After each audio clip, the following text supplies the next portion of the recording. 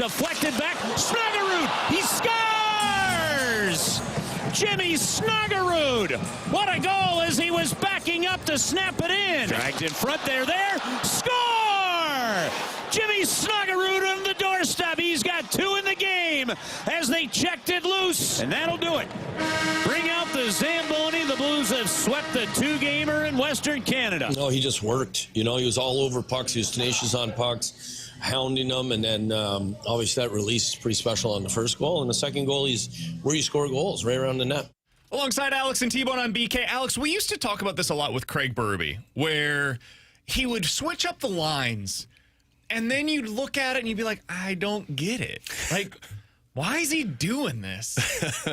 And then it worked every time. The best example is always going to be for me, Sammy Blake. Comes into the lineup against Dallas in the second round, and I'm like, Craig, what are you doing? Sammy takes a slap shot from the blue line, and it goes in, and I'm like, okay. Yeah, it's kind of like me with Vegas, where I look at these lines, and I'm like, that's wrong. It doesn't Don't make do sense. that. And it's the same thing with these line combinations from Jim Montgomery was like, you sure? That's the move you want to make, huh? Damn okay, you. So we're going to switch up the defensive pairings, which worked the entirety of last season, where you went on this like historic great run for the Blues. And now you're like pairing Broberg with this random dude that you just added in. What are we doing here, Jim Montgomery? And not only did it work last night, but Jimmy Snuggerud finishes with 2 goals, plays, I think, maybe his best game as a St. Louis Blue. Oh, yeah, best player on the ice last night. What did you see? What changed for Snuggie, for that top line with Jake Neighbors? What worked for them yesterday? It's funny because Joey and I were talking about this on pregame of moving Neighbors up and Snuggerud down, and Joey said, like, I asked Jim Montgomery, is this more indicative? Indicative. There we go. Yep, Nailed it, Ferrari. I just don't want to have another, Yeah, what is it, Bone? What is it? You say I'm not going to say it. Joey said this is not indicative on Snuggerud's play, more so that they needed another engine for that line with Thomas and Buchnevich. Joey's told me that Montgomery said both Thomas and Buchnevich are distributors. They like to distribute the puck. And Snuggerud's a shooter, which is a good thing, but all you got guys that are just perimeter players. You've got to have somebody that's willing to go to the front of the net. I can see that. And so what Snuggerud was, they said, is he's an engine type of player, but we got to have guys who are in front of the net. And then go look at the goals that were scored. Pius Suter and Matthew Joseph both were net front presence for Jimmy Snuggerud. And I tweeted this out last night because I knew as soon as the lines went out, people were going to be like, Snuggerud's on the third line. He's not as good. Mailloux's on the third pair with Broberg. But what I think Jim Montgomery did was, I need to lengthen this lineup. Because in the first 2 games, they had 2 lines. Because Pius Suter wasn't working with Texier and Neighbors, and the 4th line was not working with Joseph and Bukestad and Walker. And especially on the road, the other side gets that final change. So you really want the matchups in your favor. So you put a shooter with a engine type of player like a Joseph and a Snuggerud and a Suter. And now you've got 3 lines that you can trust. And from the drop of the puck last night against Vancouver, 4 shifts, they went through each line. I don't think Vancouver was out of their zone for more than 10 seconds. That's what Jim Montgomery did. He said, I'm going to expand our lineup so that we've got 3 lines that can contribute offensively. Yeah, sometimes it's not just about talent. It's about how does it mesh together. Yeah. And it's possible, hey, maybe the best combination isn't Booch, Thomas, and Snuggerud the way that we all expected going into the season. Maybe Jake Neighbors fits better with that combination. Or maybe it's just going to take some time.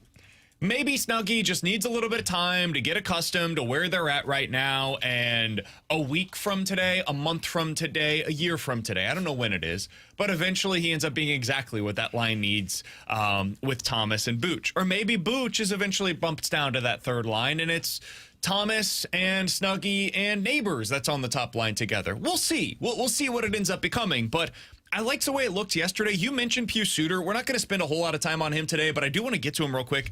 Man, I really like his game. It's simple, man. He goes to the front of the net. Over the weekend, he had that tip-in.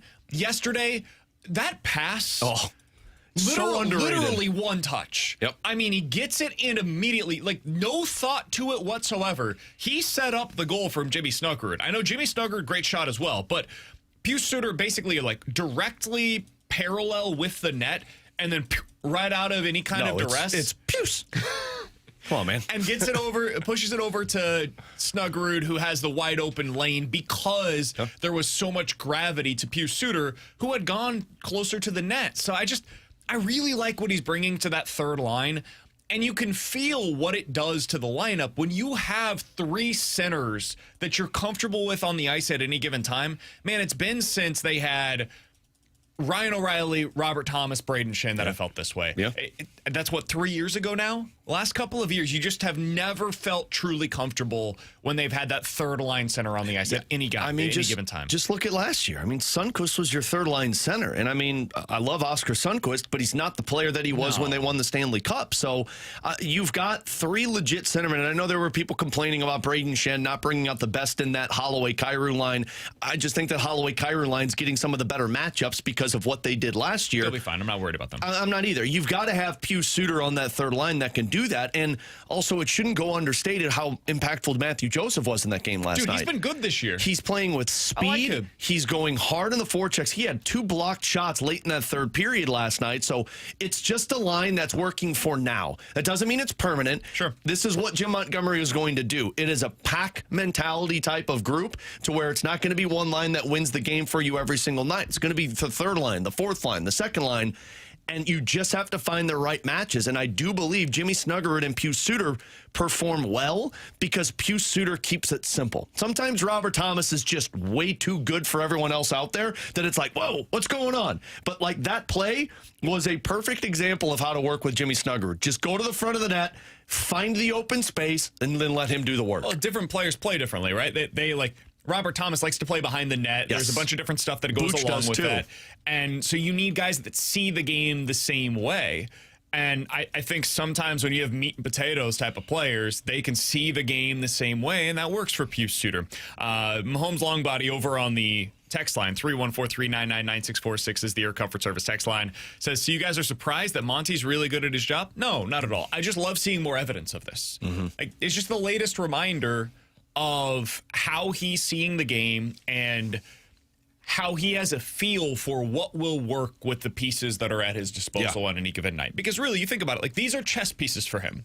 The players on the roster, you've got to play them the right way in order to get the best results. And there have been some times, probably last year, I would say, early on in the season, for example, where they weren't always used as at their greatest Easy. potential. Easy. It wasn't completely his fault. And I think now they are. So that's been a real positive to be able to see. You've got to have a coach that knows your players. And Jim Montgomery came in. He knew some of the guys, but he doesn't know all of them. Now you're starting to understand them a little bit more, and that's when you can best utilize them. Can we talk about 6-on-5? Hell yeah. Is it better? Are we good? Because let me tell you, figured it out. the clinch factor over these last couple of games, it's still there. Oh, God. It's nice when it's a 2-goal lead rather than a 1-goal lead, 100%. but it's still there. And last night I thought Calgary was a good example, but Calgary just kind of was mentally out of it once they had that 6-on-5. Last night I thought was a perfect example because Vancouver actually tried to push, and the Blues just weren't allowing any of it. Blues were outscored last year 13-11 when the opponent had an empty net. They were on the 6-on-5 opportunity. That's not very good. I remember that. They were the only team in the league that was outscored by the opposition when makes sense. the net was empty for them. You make it sound so simple. They are now outscoring the opposition 31 other 1-0 on the season, ladies and gentlemen. 1-0. It's baby steps, but it is a step nonetheless. Alex, what's changed? Yeah. Because it's one thing, like, the results look good. The process feels better for me as a completely untrained eye watching this stuff night to night.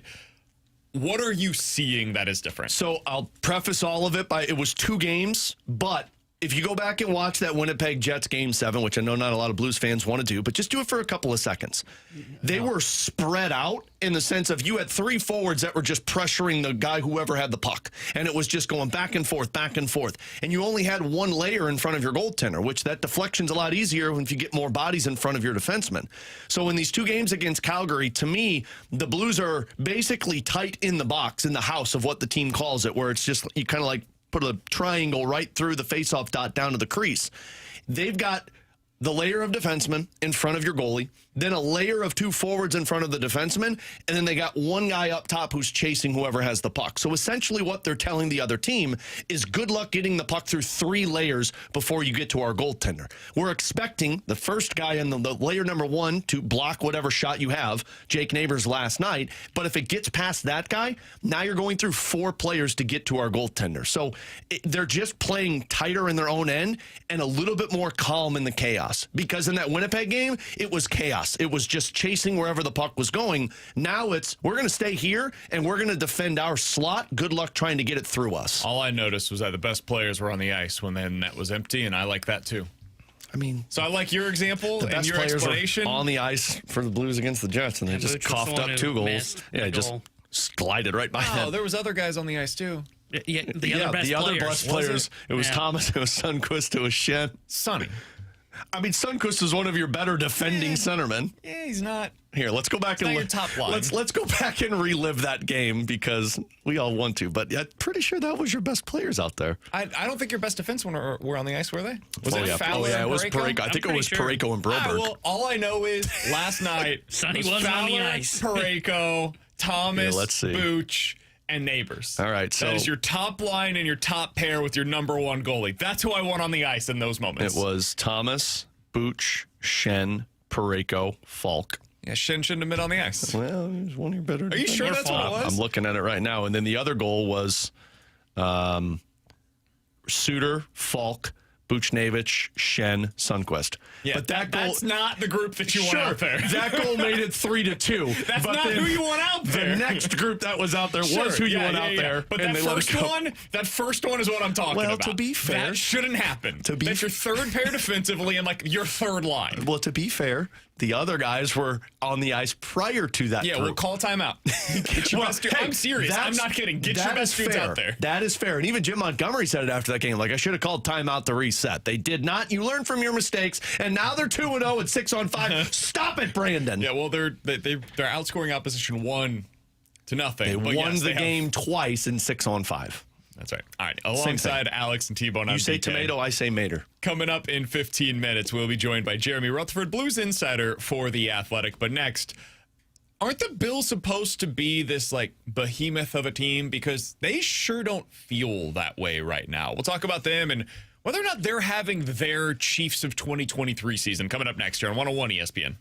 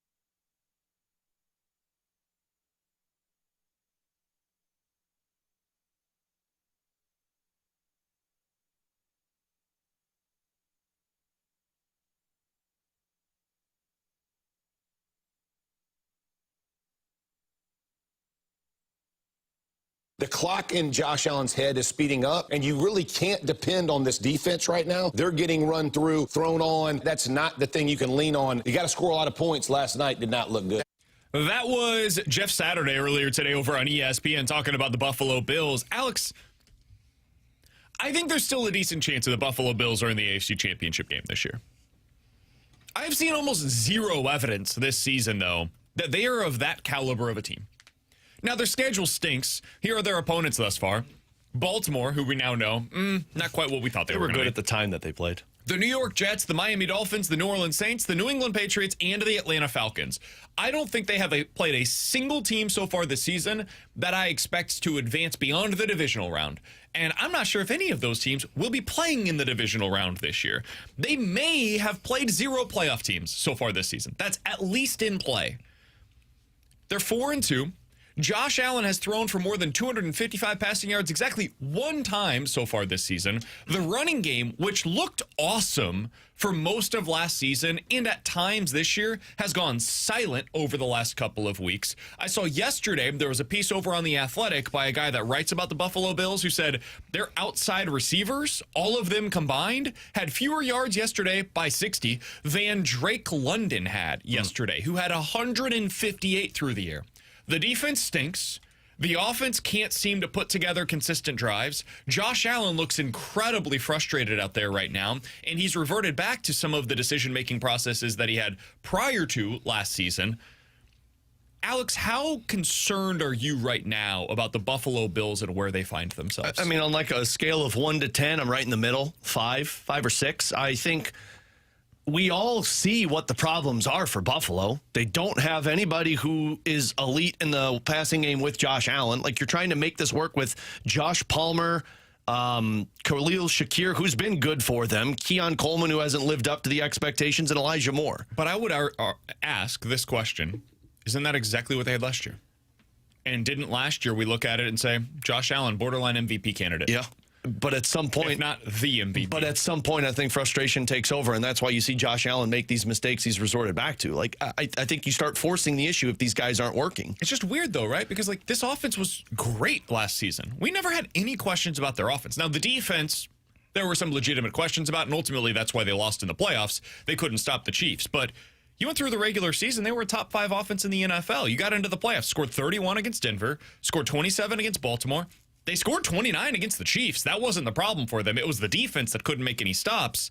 So I don't understand. I don't know that it's necessarily the personnel. And yet I agree with you. Like, I look at those names, none of them scare me. But if it worked last year, why isn't it working now? I just think sometimes it runs its course, and sometimes you just run out of the creativity that you've been able to utilize in the past, and teams start understanding how you're playing. You just got to have somebody who can make life easier for Josh Allen. And is that getting fixed this year? I don't think so, and I don't think their salary allows it. But I don't know how you're acquiring that player, and that's the problem. So I think that on top of your defense, you got to fix one or the other. If you want to be the team that could get to the Super Bowl and beat the Chiefs, you have to fix either your defense or go get somebody who's elite on the offensive side with Allen. I don't think they can fix these things in season. I think these are off-season fixes. I think these are, we need another corner. We need another safety. We need another wide receiver. Okay, so you need an off-season? Like, you need a free agent addition plus a couple of top 50 picks that can help you. They need an overhaul of the roster. This feels very similar to me to where the Chiefs were at in 2023.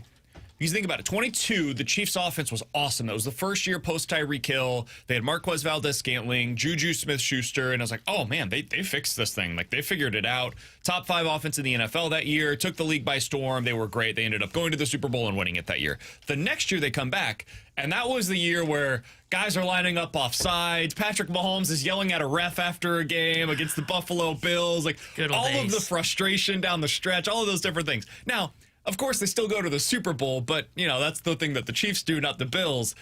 I don't know that the Bills have those same answers internally right now, because that Chiefs team in 23 had an elite defense. I mean, like, maybe the best in the NFL, and they figured out just enough with Rashee Rice going across the middle to be able to make it work. It was like, okay, go to Rashee, go to Travis Kelce, and hopefully you never have to target a single other person the entire season, because if you do, it's going to end in disaster. I don't think those same answers exist for this Bills team. I think it's all the same frustrations that the Chiefs had with none of the same internal answers other than, hey, Josh, go be great. Hey, James Cook, go make a play. They've got a good offensive line, but that's about it. I was thinking about this today, Alex. If I were to put together my top 3 teams in the AFC, I think Kansas City right now would be number 1 for me. I agree with that. I think they're back at the top of the list. I understand what the record says. I get it. Like, if you want to laugh, that's fine. I think the Chiefs will be playing in the Super Bowl once again this year. I think that right now, they're, in my opinion, the best team in the AFC. I guess I would go Indy number 2. It's not even an I guess for me. They are the second best team in the AFC right now. I'm not saying it with my chest at all, but I guess I'll go with them. Who's number 3? Pick your poison.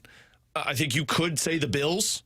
I think I could hear an argument for the Steelers. The Patriots just beat the Bills head-to-head, so I guess I have to consider them. I could say the Jaguars because they beat the Chiefs. Sure. And if you think the Chiefs are the best team, I think there's 3 or 4 teams that I could put in that category as the third best team. This AFC stinks. Yeah, it does. It's terrible. I'm not going to watch the AFC portion of the playoffs That's until smart. we get to the championship I game. don't even know if I'd watch that one.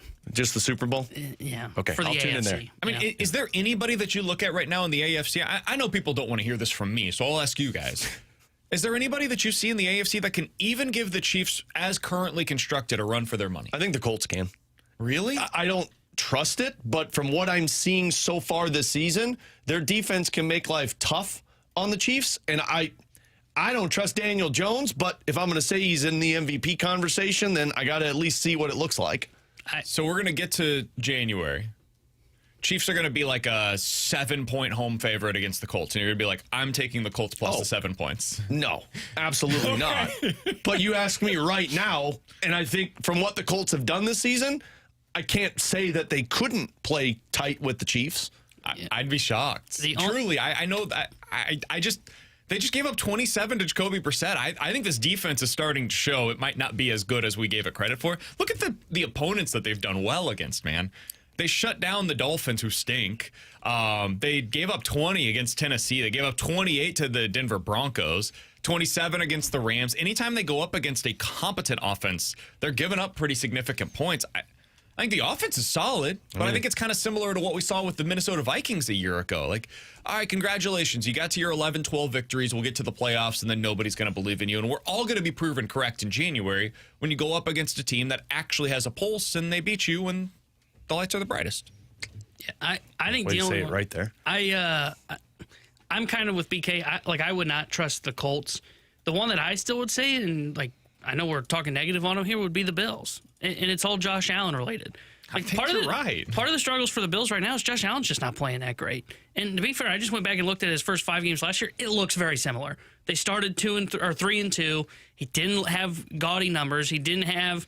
This year he's thrown for 300+ yards once. That was their comeback win against Baltimore. He didn't do that once last year in the first 5 games. I still think they probably figured this out. Now, they're probably not going to answer the solution on defense. So when I say that they are the team that beats the Chiefs, what I'm saying is, yeah, they beat the Chiefs because they hold the ball last, and then Allen makes a play, and they kick like a walk-off field goal in the AFC Championship game. That's the only team that I trust. If Pittsburgh's defense figures things out, maybe, but I still don't believe in Aaron Rodgers to do what he's doing right now at 40-something years old. I don't trust Indiana Jones because I agree with you. Like, their defense hasn't been great, and I just don't trust him once it really matters. There's nobody across the AFC that I look at and say they've got a chance to beat the Chiefs outside of the Buffalo Bills. On the other side of things, you had the Falcons winning last night. We got to give a little bit of credit to them. I mean, they were the team that won, and they forced the Bills into some of these bad decisions. And Drake London's, by the way, playing a great season so far this year. He's been awesome. Bijan Robinson, I saw yesterday, he's the first player with the number of rushing yards plus receiving yards that he has so far through the season. Through the first 5 games, he has more rushing plus receiving yards than any player since Thurman Thomas, who went on to win the MVP that year. He's been amazing. So out of the Falcons, the Bears, and the Commanders, the 3 NFC teams that played last night, which of those teams do you think will be playing the deepest into January this year, Alex? Bears, Commanders, Falcons, the 3 NFC teams that all played last night. I mean, basically, who's going to be this year's version of last year's Commanders? I would say the Commanders again. And I'm going to go off of the quarterback. I don't trust Caleb Williams. I've made that very clear on this show. And I don't really trust Penix Jr. either. If you're saying the deepest in the playoffs, I would still say the Commanders. Now, I don't trust the Commanders' defense. They're making that very evident right now. But I don't see the Bears winning a game in the playoffs, and I don't see the Falcons winning a game in the playoffs. Yeah, I don't feel good about any of these three, but if I were to pick one, I would actually probably lean Bears. Interesting. We all have different answers. I would go Falcons. Really? Yeah. The reason I go Bears is now we'll see again, the defense gave up quite a few points last night, but they held the Commanders, which is a pretty good offense. They were down McLaurin, but they held them to 24 points. I still think there's a chance the defense kind of figures things out. I really like Dennis Allen as a defensive coordinator. And then I think you're starting to see Ben Johnson starting to figure it out with Caleb Williams. I'm not saying I'm going to really trust him when we get to the playoffs, but maybe they can win a game, and I think that's what we're talking about here. They're the team for me. I don't trust Penix. I just don't trust the Falcons overall. Maybe it's from the Arthur Smith era that it's still the stench is there. That's fair. I don't like the Commanders' defense. They're old on the defensive side of the ball. They're old in general, and that's why I don't really like them. Yeah, they're also banged up. So the Commanders could absolutely do it. When you have the quarterback, I just trust the such a quarterback. big part of this. But Look at Baker Mayfield, which I'm not saying Daniels is the same as Mayfield, but quarterback can drag you in. The Falcons have some interesting pieces, man. They've got some blue chippers. I trust Bijan Robinson. I trust Drake London. Those two guys on offense make things interesting. And then you look at the defensive side of the ball, they've been playing better than I expected them to be. I don't think they're an elite unit by any stretch, but could they be 11-6, 10-7, get to the playoffs, maybe make a couple of interesting? I could see the Falcons being the team out of those three that ends up, getting to a surprise NFC Championship game appearance. And we look at it, we're like, the Falcons are a game away from the Super Bowl? Yeah, but and then they lose. They'll lose by half. 20 points in the NFC Championship game, and the real contenders emerge going into play against the Kansas City Chiefs in the Super Bowl. Coming up in 15 minutes, 314-399-9646. That's the Air Comfort Service X line for questions and answers. Jeremy Rutherford, Blues Insider for The Athletic, joins us next here on 101 ESPN.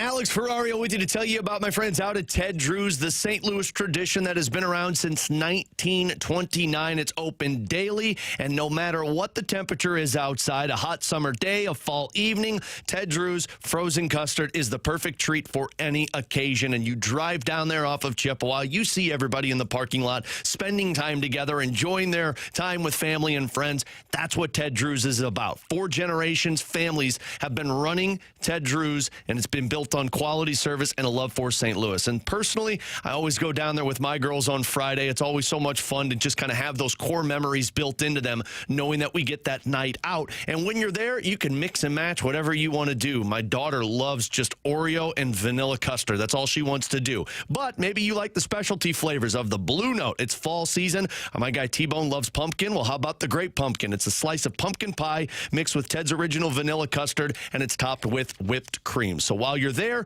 walk across the parking lot and check out their gift shop and historical museum, or you could shop online for everything at teddrewsgiftshop.com. Ted Drew's famous frozen custard off of Chippewa, open daily, unmatched quality, unforgettable taste.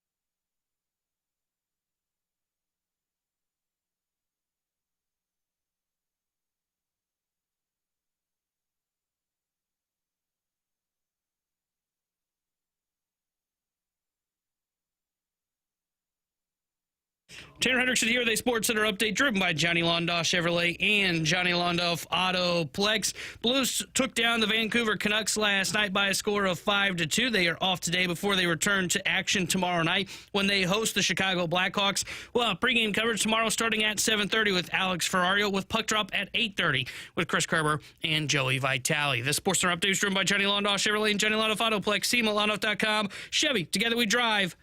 Are you kidding me?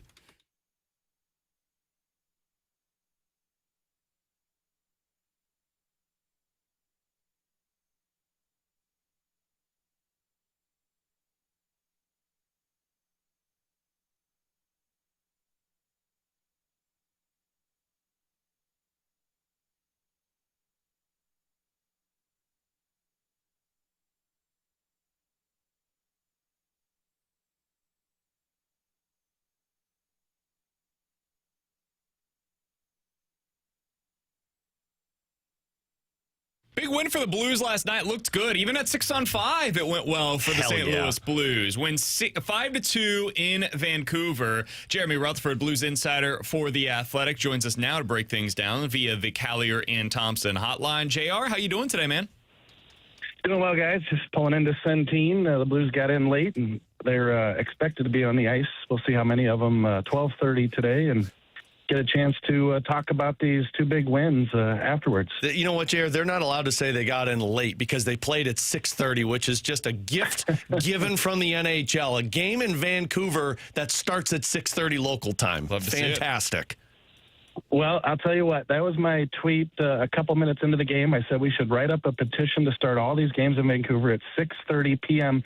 Central, and I proceeded to write about maybe 20 more tweets during the game, and the one that got the most traction was the petition. So maybe I should just lay off the play-by-play and stick to the petition, because that's the one that got all the attention. I'll be the first to sign that petition for you, JR. All right, JR, let's talk a little bit about what we saw in the game last night. The headliner, of course, was Jimmy Snuggerud. 2 goals, 6 shots on goal, was active from start to finish. This is after they had moved him down to that third line. That was the move prior to the game. What did you see from Snuggy that stood out to you beyond just what we see in the box score, JR?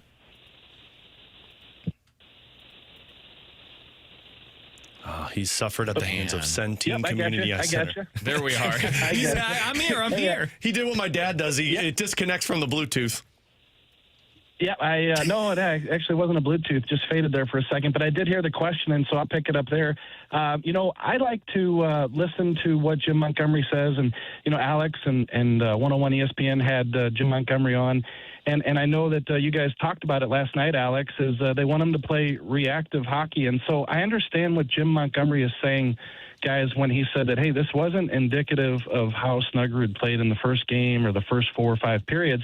This was just a situation where, Neighbors makes players better, and we bumped them up to the top line. He gave those guys a net front presence. They scored a couple goals, and we liked the look of Snuggerud on the third line. I think all that's accurate, but I also think that it did give Snuggerud a chance to go down to that third line and play the way that makes him successful, which is what we saw last night, reactive. That puck pops loose on the one touch from Pius Suter, and Snuggerud does what he does. He put it in the back of the net. So, like you guys said, this might last a week. It might last 2 weeks. Who knows? Snuggerud probably finds his way back to the top line, but leave it to coaches like Jim Montgomery. They've buttons to push, and they did it last night with Jimmy Snuggerud. Well, and I think the important thing to remember, too, for the fans, JR, is this is how the team is molded, right? You want to get the ideal matchups for your best players, and if Snuggerud's on the top line, well, now you're going to get the 2 best defensive assignments on the Thomas line and the Holloway line. It makes other teams have to think if Snuggerud's playing on a third line for you. Yeah, definitely. And the Blues have a guy that's always going to be at the top, Robert Thomas. They have a guy who's always going to be in your top 6, Jordan Kyrou, maybe even Dylan Holloway too. But I think the other 7, 8 guys are just completely interchangeable. Like you could see a Neighbors up top. You can see a Snuggerud up top. You could see a Buchnevich slide down to the second or third line this season. They're going to mix them and match them. And you're right, for a guy like Snuggerud, 21 years old, 22, he can get a more favorable matchup on that third line. And it's going to take a couple months for him to figure things out in terms of making adjustments when he's playing on the top line and those guys are defending him well. How does he get open? How does he find the right angle on a shot? How can he get that time and space? It's tougher to do against the toughest defenders. And so last night, a little bit easier of an assignment. I'm not going to say easy, but a little bit different on that third line, I'm sure he'd tell you. All right, JR. Almost everything from last night was positive. Almost everything really from the last 2 games has been positive. One thing I do have to ask you about, though, we're getting the texts and we'll continue to get them throughout the day, I'm sure. Logan Mailloux, what have you seen from his game so far this season, JR? Yeah, I think, like I wrote after the first game, first game was a little bit shaky, but I think that's to be expected. The 8 NHL games, you see what Zach Bolduc's doing. People aren't going to forget that. They're not going to stop watching what Zach Bolduc's doing. So there's always going to be the comparison, and a forward's going to be judged against a defenseman, and the defenseman's just going to take longer. And so in these first couple games, again, I think last night you see a little bit of it. He's still finding his way. And I think that's why Jim Montgomery, again, made a big switch and put him with Broberg. And I think they talked about that. You guys did, Alex, is that they want to have not the 2 young guys together, but put Logan Mailloux with a veteran like Broberg. And I think we saw some physicality from Mailloux. There was a big hit on the wall that kind of contributed to a goal. So I think that it's just going to take some time, and I can't promise anything. I can't say that in 3 months he's going to be a top 4 defenseman eating up 18 minutes. I just think that are the makings of a good NHL defenseman. Now he's just got to log the minutes. Well, and the thing, too, I would imagine is slow playing it with him, especially when you've got 4 other workhorses that can play a lot of minutes. And, I mean, in that game specifically against Vancouver, JR, I was telling BK and Tanner, like, the defenseman had 24 shot attempts in that game. One thing is for sure, Jim Montgomery has basically given these guys the green light to act as if they're a forward when they're in the offensive zone. Definitely. And, I know I'm always bringing up my little guy who plays defense in hockey, but last night I said, sit down and watch these Blues defensemen. Look how engaged they are. Look how they're putting the puck on net and how they're, just getting involved in the play and even going down low. And I think that's what you're going to get from a Jim Montgomery team. I think that's the way that this defense likes to play, whether it's Colton Parayko down below the goal line or whomever. Like, that's the way they like to play. And, that's a lot of shots, Alex, 24. I didn't know that number, but, it was certainly evident last night. So when you have those top 4 guys, you can certainly play that way. And I think Logan Mailloux is going to get to a point where he can certainly fit that description because he's got the ability to get up ice. It's just, like I said, I hate to say it again, it's just going to take some time. I don't know. I was told that he would be Evan Bouchard, and he doesn't look like Evan Bouchard to me. So, well, even Evan Bouchard didn't look like Evan Bouchard in his first 12 games in the NHL. Yeah, maybe that's what you say, but I don't know. It's true.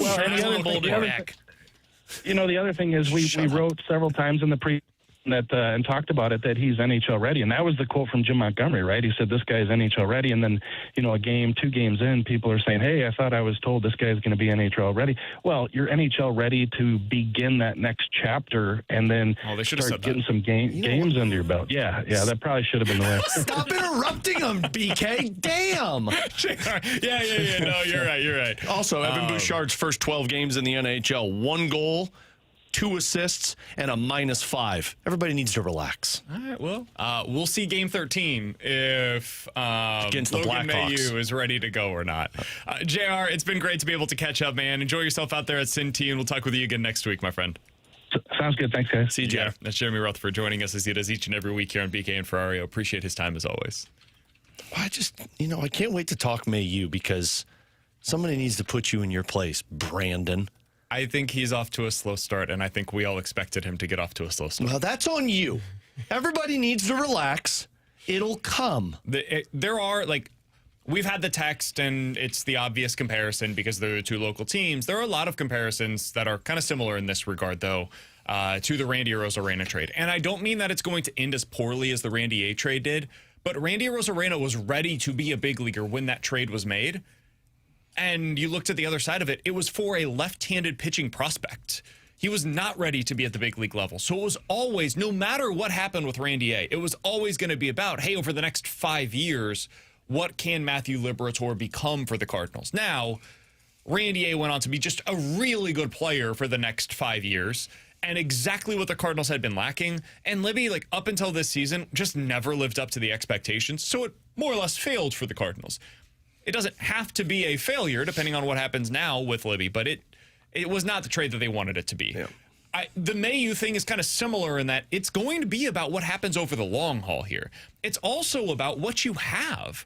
Like, you have so many wingers on this team that, Jimmy Snuggerud was your third line right winger last night. That's a spot where you would have potentially had Zach Bolduc. So I know that it would have been like Matthew Joseph probably comes out, but it's not just about 2025. It's also about, hey, 2027, when you're starting to pay some of these other guys. You were going to have to get rid of somebody eventually. He had more value now than later on. I understood the move. I still understand the move. I thought it was the right move at the time. It's been a slow start. Yeah, it's been a slow start, but it's also, you have to understand that the coaching staff is still getting to learn Logan Mailloux. Like, there's a difference in, I don't want to sell the farm from a segment we're going to do later, but, Sorry, I should have. No, I mean, but I do think it's worth discussing, because I guarantee we're going to have some questions coming up in our next segment. The coaching staff is trying to figure out what Mailloux does well and how you fit into the group. The reason he was taken away from Tyler Tucker is because you had two young, somewhat inexperienced defensemen that were playing 12, 13 minutes a night for you, and it wasn't looking good. And so it's like, cool, let's pull him back a little bit. Let's put him with a Philip Broberg, see what that looks like. And yeah, you're going to skip over him at times. Yeah, whatever. We're getting a lot of people saying, BK, relax. It's been a few games. Yeah, I know. Canadians are learning. He's got 3 goals in this. I was just kidding. I'm not worried about Logan Mailloux. I don't think he's played well. It's 3 games. It's fine. Like, Bolduc's doing it. If it continues this way for the rest of the season, they'll have to figure out what their plan is. But I love the part too that's like Bolduc is going to score like 82 goals this season. You don't know that he won't. Coming up next, 314-399-9646 is the Air Comfort Service text line for questions and answers here at BK and Ferrario.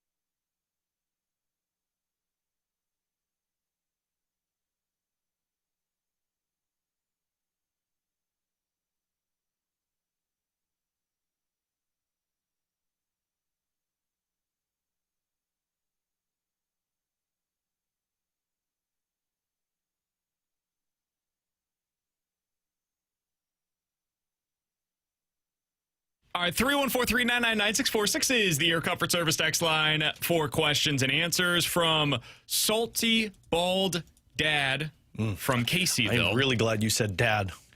I don't know where you were going with that. Guys, please do a look ahead at who Mizzou will play and the bowl game and who they will beat in that bowl game. Thanks. I don't care about the bowl game. Moving on. Either playoffs or bust. Yeah, I don't care about bowl games. We want the I think they're Pop-Tart fun. Bowl. It'll be. I don't care. We want the Pop-Tart Bowl. Right now, that is the last thing that's on my Life mind. supply of From Pop-Tarts, the I'll take it. 314, do you guys think there will be 2 or more NFL head coaches that are fired during the season? We got our first One? yesterday. Yeah. I think we'll at least get one more this year. I've got to imagine Mike McDaniel gets fired. I can't believe he hasn't been fired already. I don't think they'll do it. I wonder if Aaron Glenn gets fired. Damn, that's quick. I know. This is bad, man. He does not look the part of an NFL head coach thus far with his decision-making process. Especially when you come in and you're supposed to be this defensive guru and you've given up 170 points. I don't think they should. I want to make that clear. But I think the first thing they need to do is get a better quarterback. Just like we talked about with Brian Dable. Like, unfortunately, Daniel Jones wasn't working in the Giants system. Now he looks good elsewhere, but they needed to get themselves a quarterback, and then you could start doing some damage. But I would do McDaniel before I would do Aaron Glenn. I think those are the only real candidates. You don't think Maybe Stefanski in Cleveland, but I don't. you don't think they're gonna Taylor go gets that route. fired in Cincinnati? I don't think in season. If you make that move, I think that's an off-season move. That team's dead to rights. Like we all know what's going on there. Yeah, there's nobody else in the AFC I can see happening. Yeah, McDaniel's the only one that I see happening in season because, like, when you have your quarterback come out and he makes comments like guys aren't showing up for meetings, and then McDaniel has to try and like walk it back, and his like he's the only one that makes the most sense. Maybe Gannon in Arizona. Again, I just don't think that they're going to be bad enough to where it is required in season. You have to be really bad to get fired in season, Or really you bad. fire in season because you're trying to be a playoff team and you're 2-4 right now. It's pretty rare that happens, though. Yeah. Most of the time, it's like there's not even a reason to continue this. Like, let's get the stench of this coach out of the building. We can start our process on our next. I guess head if coach I'm Arizona, I'd rather get rid of the quarterback than the head coach. Yeah. All right, 314-399-9646 from the 618. 6 weeks in, who would you say is the toughest division in the NFL, top to bottom?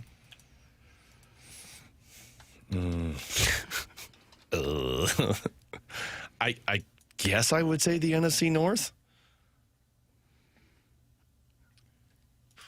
I mean, like, I'm only doing that because you guys think that the Bears are good. I don't. But, I mean, if I'm going top to bottom, Packers and Lions are probably the best top 2. Yeah. And then the Vikings still have elite playmakers and a really good coach. And then the Bears, if there's upside. I think that's probably what I would go with as well. If the Giants start figuring it out, I guess you could say the NFC East. That's the other one that I was looking Or at. the West, I think it's the Cardinals. I don't think there's like who would you say right now is the best division in the AFC? Is it the South? Whichever one probably because you got 2 teams that are competitive. I And see, the Texans are still like they've got a good defense. I think they could still make the playoffs this year. I would lean West would be the one that I would go with. You got the top team probably in the AFC. And the I just Chiefs think the Chargers are bad. I know they're 4-2, but I think they're bad. Chargers and Broncos are still going to be competitive this year, and then maybe the Raiders are as bad as what they've shown, but they feel like a team that could still steal a couple wins. Okay. 314-399-9646 is the Air Comfort Service text line for questions and answers from in Dowd. Who's your pick to win the World Series and to win the World Series MVP? Man, we're going to World Series MVP already. I think the Dodgers are going to win the World Series, and I guess I'll go like Freddie Freeman. Dodgers and MVP. Blake Snell. I'll go Mariners I like it. and MVP for the Mariners. Polanco. I don't know if clearly.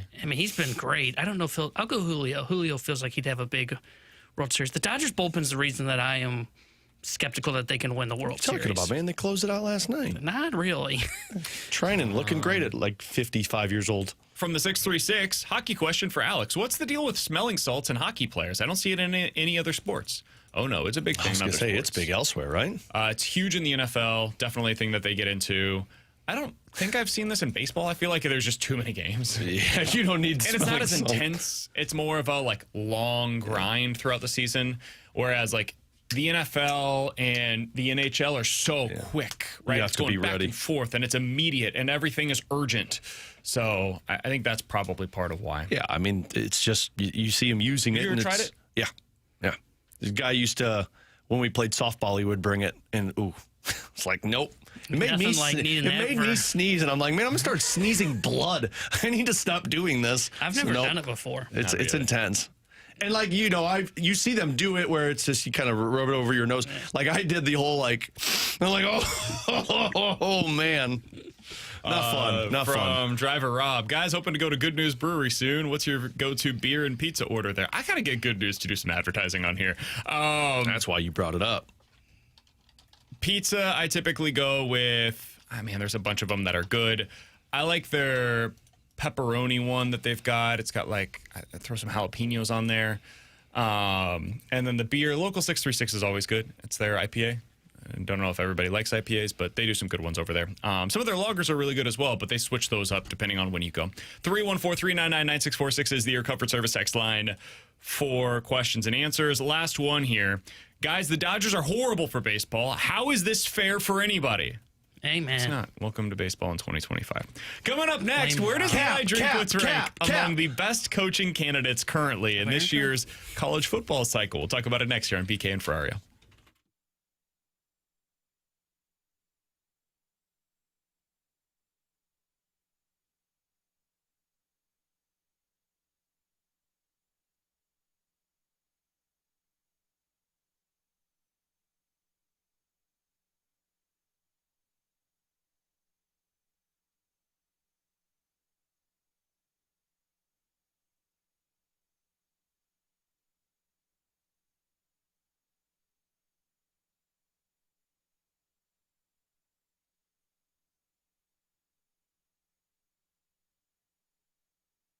It's time to unlock your inner champion. You can do so with Victory Men's Health. Check them out today. You can see all that they have to offer at victorymenshealth.com.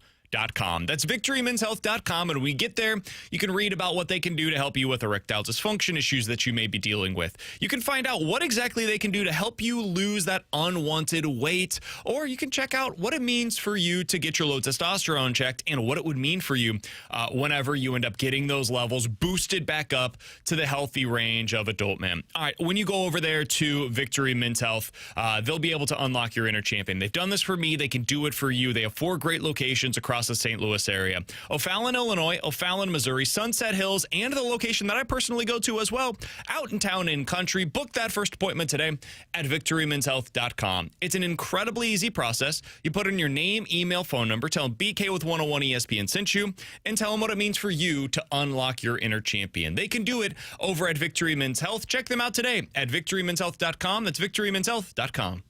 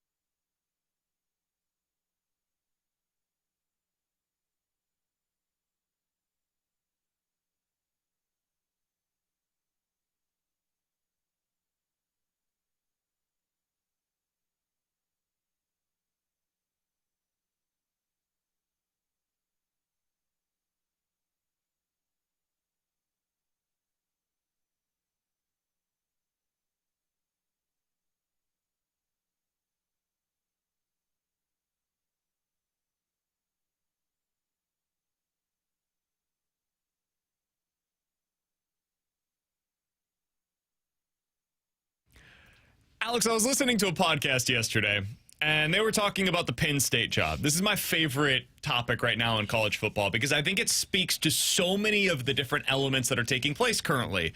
How the college football playoff has changed the landscape in the game, how NIL and the transfer portal have changed the game, and how expectations play into whether or not a job is good anymore.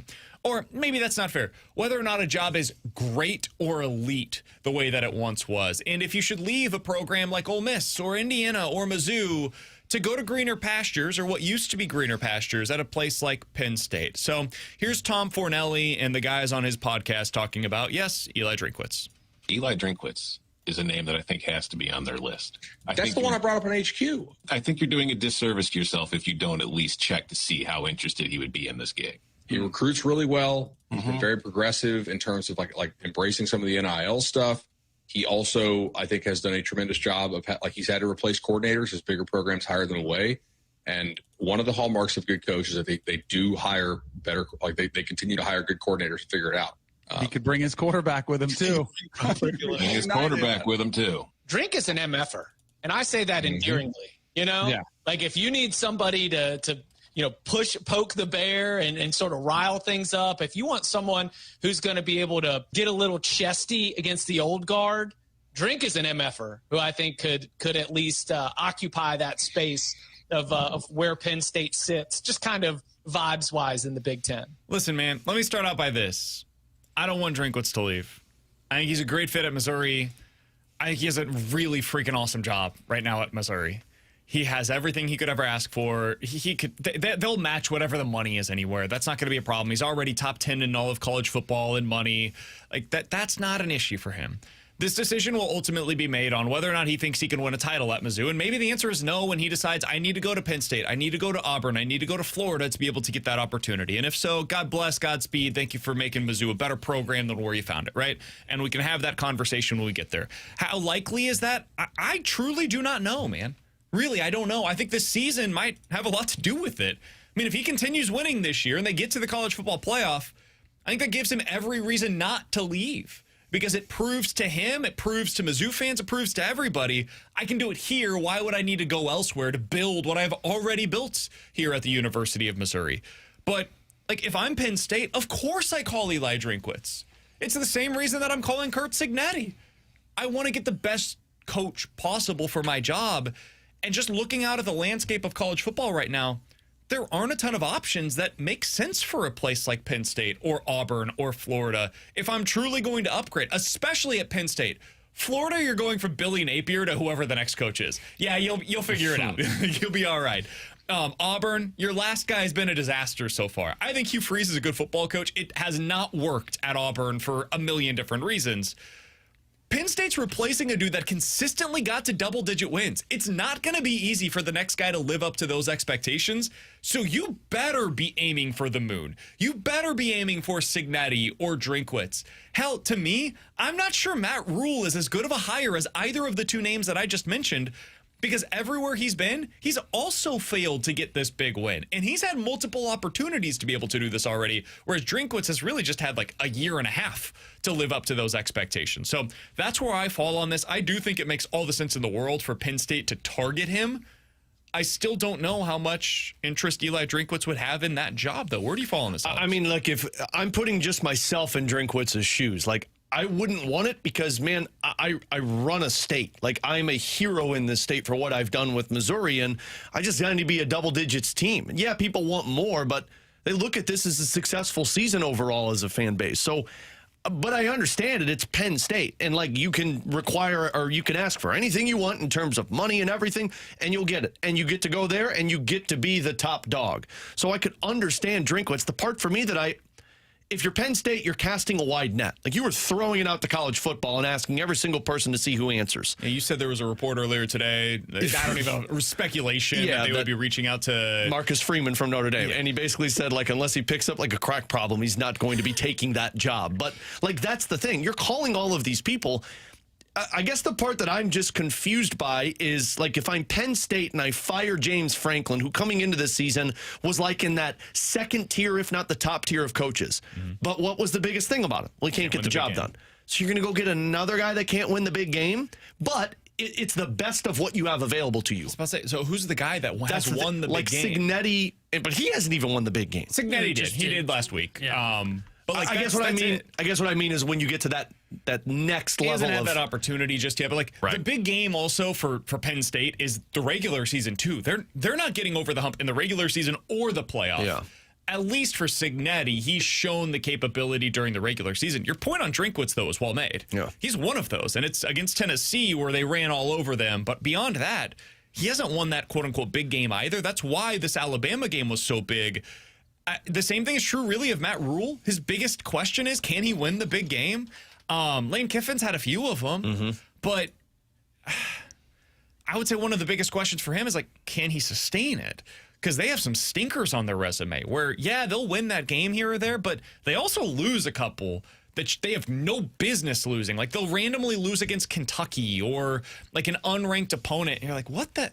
You Washington just beat State Bama. Yeah, they almost lost to Washington State last week. So I don't know if that would totally go over with Penn State fans either. Also, it's just, I don't know that he fits with that fan base and the way that they've always operated. So it's one of those jobs where, yes, getting rid of James Franklin to a degree, I get it. You had to go a new direction. But also, once you get rid of the guy that consistently wins you 10 games, now you have to find somebody that's better. That's a hell of a lot easier said than done. Yeah, and typically, if you would see a job like this open up, I would expect it to happen, towards the end of the season. And the reason I say that is because then it makes me think that they have a name in mind, that they've probably already been doing the talk behind the scenes to try and work something out. I don't think that's happened here. I think this was a true, separate and then we'll figure it out once we get there. And I'm fascinated to see who does end up taking this because of what you guys are saying. If I'm Drinkwitz, and I think the other thing that you have to consider if you're Eli Drinkwitz is, okay, so if I go to Penn State, the expectation is not only do I need to be a 10-win program every single season, but I've got to do what BK's talking about, which is I've got to find a way to beat Ohio State or Michigan or Oregon, whoever the top teams are in the Big Ten at that given year, beat them in the regular season, also get to the college football playoff and be a national championship contender, which is what the expectation is at Penn State. Or do I stick around at Mizzou where maybe right now I'm always on the fringe of being that playoff team? You know what's coming? College football playoff expansion, to where it's going to get a little bit easier for me to be able to get in, and then I'm probably going to be a hero still at Missouri because I can get into the 2014 field. Yeah, I think it all goes back to the expectations. What do you value more? Do you value the potential of having a higher ceiling at Penn State? Because you just have access to more players at Penn State than you do at Mizzou. I say that as a Mizzou fan. It's just the truth. Or the comfort of knowing, I'm never losing my job at Mizzou. Not on my own volition. I can leave if I want to, but I'm not going to get fired here because I'm a good coach and I'm going to consistently win. And the expectations are such that if I have a random 7-win season, that doesn't get me fired here. It does at Penn State potentially, as we're seeing right now by what took place with James Franklin. So what do you value more there? Are you comfortable? Is your family good with being in Columbia, or would you rather live in Happy Valley? Or well, they call it Happy Valley for a reason. Would you rather go to Auburn? That's the job. I don't think Penn State makes a ton of sense for Eli Drinkwitz, if I'm just being totally candid. I don't think it's a fit. I don't think it makes sense for either of the two sides. They call, I'm sure they should. Auburn's the job that, if that one opens up this offseason, and it sure feels like it's going to, that one would make me more nervous as a Mizzou fan. He coached there. It's SEC ties. It's a blue blood type of program. He's seen what that looks like whenever they're operating at an incredibly high level. That one makes me nervous. Penn State less so as a Mizzou fan. See, all right. I actually think he makes a ton of sense for Penn State. And I think it goes down to his scheme, the way he likes to run his offense, which is running the football. Think back when Penn State was the best. Sure. Yeah, the running game is big in the Big Ten. And when was Penn State at their best? When they had Saquon Barkley as their lead back. So I think he makes a ton of sense, and then he can bring his whole roster essentially with him. Hardy, Prabula, makes ton of sense to go to Happy Valley with them. Oh my God, I would be so mad.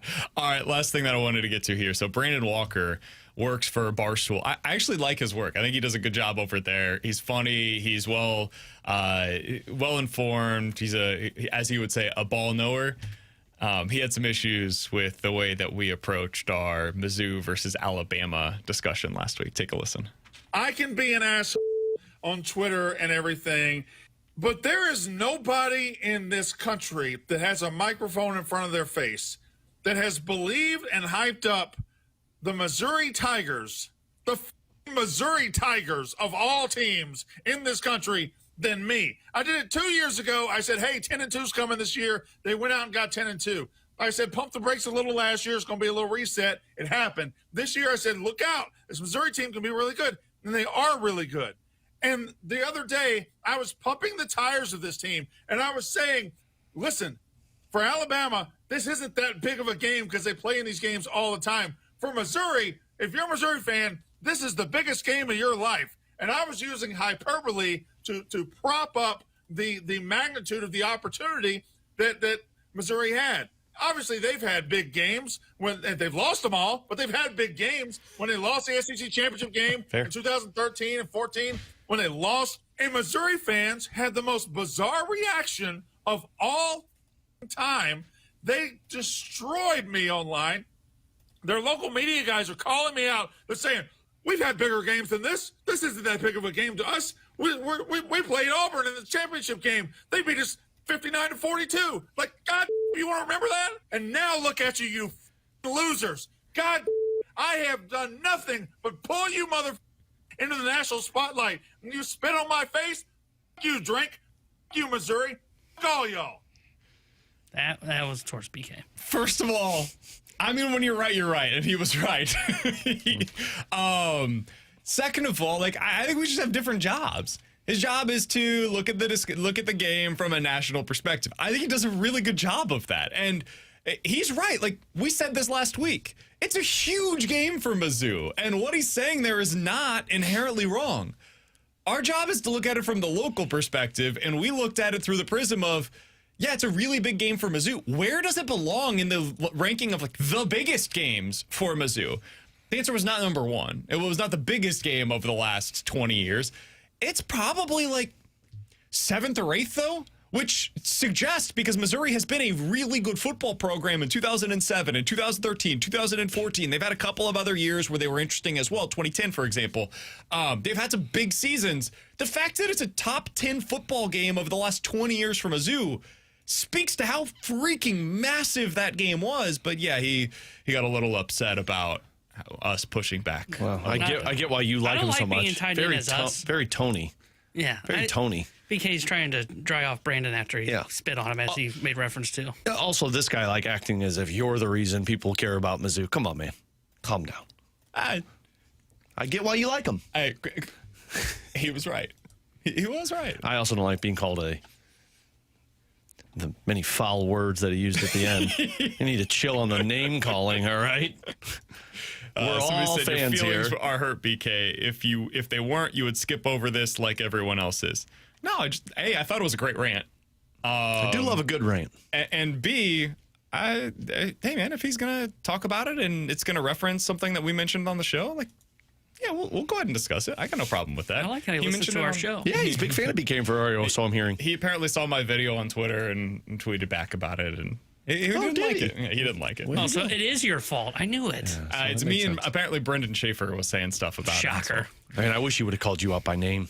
Yeah, so I mean, he could have just said Brandon, and he could have put both of us in there together. Brandon, it's different. It's all the same. Coming up in 15 minutes, the Blues defensive core is getting highly involved offensively. What does it mean for them long term? But next, NFL weekend recap here at BK and Ferrario.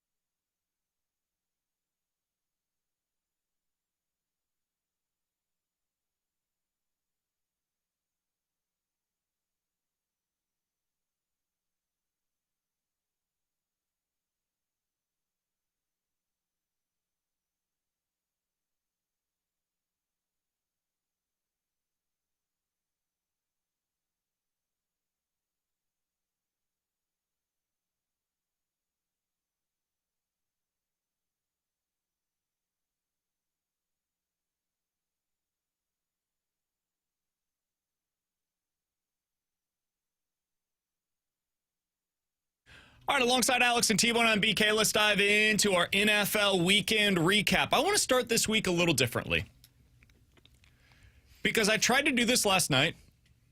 I got to number 2 on my list, and I said, I don't know if I can do this. Can you list your top 5 teams in the NFL right now? In any particular order, or are we going like 1 through 5? 1 to 5, your top 5 teams in the NFL. Now, you can do this however you want to. If you want to do this where you're talking about, like, hey, by the end of the season, I think these are going to be the 5, or the 5 that you think have played the best up to this point in the season, a combination of the two. You can take it in any direction, but the teams that you think are the 5 best in the NFL, where if they played, you'd favor one over the other. Who are the 5 best teams right now in the NFL, according to you? Okay, so Tampa would be 1 for me. Think I would have the Rams 2. Oh, God. I'll say Packers 3, Colts 4, Lions 5. No KC? Oh, shoot. Let me redo it. It's okay to leave them out. No, Tampa 1. I think I'll go Chiefs 2, Rams 3, Colts 4, Lions 5. No Green Bay? No Green Bay. So they went from 3 to 6. Yeah. My top 5 now would be Chiefs 1. I would go Colts 2 for now. Okay. Packers 3. Bucks 3, Packers 3 or 4, Rams 5. That would be my top 5. So who did you leave out? No Lions. Rams. Oh, no Lions. Okay. Yep. He switched the Lions out for Green Bay. Gotcha. I would have KC 1. I would have Tampa Bay 2. I think I would go Green Bay 3.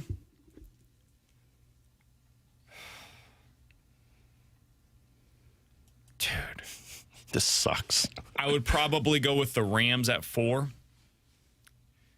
And I'll go Detroit at 5. I know that everybody's going to say BK's an Indy hater because of that list, because I don't have Indy in my top 5. And there's some truth to that. I don't believe in it. I don't. I did this all year last year with Minnesota. And by the end of the season, I think we were proven right? Like, is that a fair thing to say? Yeah. Yeah.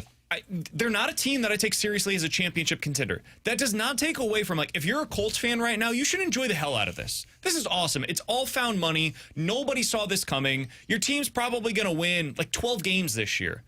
And you're going to remember that for the next 5 to 7 years. But it's going to amount to nothing. Your team's going to lose in the divisional round. And you're going to look back and say, man, that was a crazy year where Daniel Jones threw for 4,000 yards and we rode this great running game and, like, weird defense to an AFC South divisional title. It's like you'll remember it fondly, but it amounts to nothing in the end. So that's how I view this Indianapolis Colts team. We see a team like this every single season, and in the middle of it, everybody gets mad that nobody's taking their team seriously. And by the end, we look back and we're like, yeah, we were right to not take them seriously at the time. So I don't believe in them. I don't believe in Daniel Jones. I don't believe in their weapons as a legitimate top 5 team in the NFL right now. Yeah, I mean, I get it. Like, I don't trust them either, but I was basing it off of what they've done right now. And I can't deny what they've done. Now, when it gets to the playoffs, I will not be betting on Daniel Jones because Daniel Jones suffers from Sam Darnold syndrome, where big moments, you fail to live up to them. But for now, I think they're one of the top teams. Somebody said, why aren't you guys putting Seattle into the top 5? They're a team that I think is at least deserving of being in the conversation as well. I like their team. I just, again, kind of similar to the Daniel Jones conversation or last year with Minnesota, same quarterback here. I think they're good. I think they are limited. And I will be very curious to see. Jackson Smith-Njigba is amazing. We talked about this yesterday. One of the top 10 receivers in the NFL right now. They really have one weapon. Mm-hmm. And the running game has not been very good for them this season. If I'm an opposing team, like, the game plan seems pretty clear at this point. Double Jackson Smith-Njigba, make one of the other guys beat me. Eventually, somebody's going to do that. And Houston might be the team that has the horses to be able to do it. I'm fascinated to see what that Monday Night Football matchup looks like. So I think they're good. I think their defense is awesome. I think they might be a little limited offensively, and I'm curious to see what that looks like in the second half of the season as the opponents start to ramp up here. Yeah, I agree with you on Seattle there because I think it comes down to two factors. One, I agree they don't have that second guy. Like when Cooper Kupp's your second guy, there's a reason the Rams moved on, right? Like the Rams moved on and went after Devontae Adams because Adams is better at this point. Kupp can't really move. And that's not to diminish what he did this past week. He had a pretty solid game for him. I just don't trust it for a full 17. The other thing is I feel like Darnold and Jones, it's a little different, but they've almost fallen into the Kirk Cousins camp for me. To where like, okay, this is nice. You know, you put up a good season. Darnold might be this guy where he puts up really good seasons in the regular season. And then I watch him get into playoff football and go, not the guy. Can't get the team over the top. Really good regular season guy. Overrated by the time we get to the playoffs. All right, let's do some of our more traditional questions coming off of this week in the NFL. Who was the most impressive team that you watched this week? You look back on it, you're like, just for this week, the most impressive performance to you was what, Alex? I mean, it has to be, for me, the Falcons. I do not trust that team, but defensively, they have been very consistent. And then on the offensive side, like I kind of thought Drake London was not going to live up to that number one wide receiver expectations from a couple of years ago where it just wasn't there. Turns out it was the quarterback. So to me, it was the Falcons because even if I doubt them still, I believe that team can at least make some noise this year in the NFC. I feel like they're like my pick every week, but Baker in the Bucs. What the? Yeah. Like Baker didn't have his top three weapons or his running back, and then they went out there and they beat the San Francisco 49ers 30-19, and Baker Mayfield throws for 256, 2 touchdowns, and looks awesome in the football game. They were the most impressive team over the weekend for me. They were awesome, man. They looked so good in that game. If I'm going to go with somebody different, I'll go with the Chiefs. I thought one of you was going to take them. They beat the Lions. The offense looked amazing. I wanted to keep the Homers team. They now get Rashee Rice back. And man, our YouTube chat is big mad at me. How could you possibly have them as the number one team in the NFL? They're 3-3. What's the logic here? Yeah, it wasn't that impressive. BK, I didn't put them at 1 either. It wasn't that impressive of a win. Detroit was missing 5 of their 6 cornerbacks. 9 times out of 10, you lose. They have an elite offense right now, and they're getting Rashee Rice back. They did that against the Lions without their starting left tackle, and the offensive line didn't miss a beat. And defensively, I think they're continuing to improve. So you add all of that together, yeah, especially relative to the rest of the league, which is incredibly flawed. I think they're the best team in the league right now. I'm not going to back down from that. I have no qualms with it. All right, the most underwhelming performance from this week, Alex. Team that disappointed you the most relative to expectations was who? Oh, gosh. Can I go first so you don't take mine? Broncos. I know it was in London. I know what theirs is. I know. I know. Weird stuff happens in London. The Jets were trying to lose, I'm convinced. Like, their whole, 2-minute drill was like, hey, Fields, run the football. And, you had Garrett Wilson yelling at the head coach, and they did nothing offensively. Literally nothing. And the Broncos, matched that. It was embarrassing. I got up to watch this football game. Oh, I was so angry at both these sides. Justin Fields has had as many sacks taken as he did completions. Which is ridiculous. Oh, baby. They had negative, if you subtracted the sack yardage total, so net passing yards. So when they drop back, how many yards did you gain or lose in this scenario? The Jets ended up with negative passing yardage from the game. And if you told me, hey, the Broncos defense does this kind of defensive performance against the Jets, I'd go, that makes sense. The Jets defense has not been good all year, and the Broncos couldn't do anything on offense. There for a while, I thought, they're really going to lose this game, and I haven't seen the Jets get a first down this morning. I think mine's the Cowboys. Oh, really? Yeah. And I mean, they put up the points, but I know you could do that. But, I know your defense is bad because you lost Micah Parsons. You can't give up 30 points to the Panthers and then make me believe that, yeah, you maybe could make a push for the playoffs because of your offense. Steven, why am I blanking on their owner's name? Jerry Jones? Jerry Jones. I just want to say Steven Jones. Okay. It comes out and he's like, oh, yeah, we know what the problems are. It's just execution. I don't think you do know what the problems are. You gave up 30 freaking points to the Panthers. So they're probably my overwhelming one. Hey, be careful, man. Panthers might make the playoffs. I'm only half kidding. They're 3-3 right now. Well, 3-0 at home. Then I'm out on the NFC, just like I'm out on the AFC. I hear you, man. I hear you. I'll go ahead and throw in one team that's different. Chargers. Are you guys okay? No. Offense wasn't bad in this game, and Ladd McConkey's a stud. That guy's awesome. He made an unbelievable play down the stretch, but man, they needed that play to be able to come out with a victory against the hapless Miami Dolphins, who are apparently like skipping player-only meetings. Just a lot of weird stuff going on with them. They have 2 players that can do anything offensively for them right now. It's just Devon Achane and Jalen Waddle. That's it. If you stop those 2 guys or even slow them down, you stop their offense. They do nothing else. Chargers gave up 27 to them. Offensively, again, they were fine. They did okay in that regard, but man, the Chargers are not what they looked like the first couple of weeks of the season. And some of that is as simple as, man, they're hurt right now, but the defense isn't that hurt. It's just Khalil Mack on that side of the ball, basically. So they've got some issues. They're not the team that we expected them to be coming into the week. All right, who's the team that you leave this week, Alex? We'll get out of here on this one. And you're saying,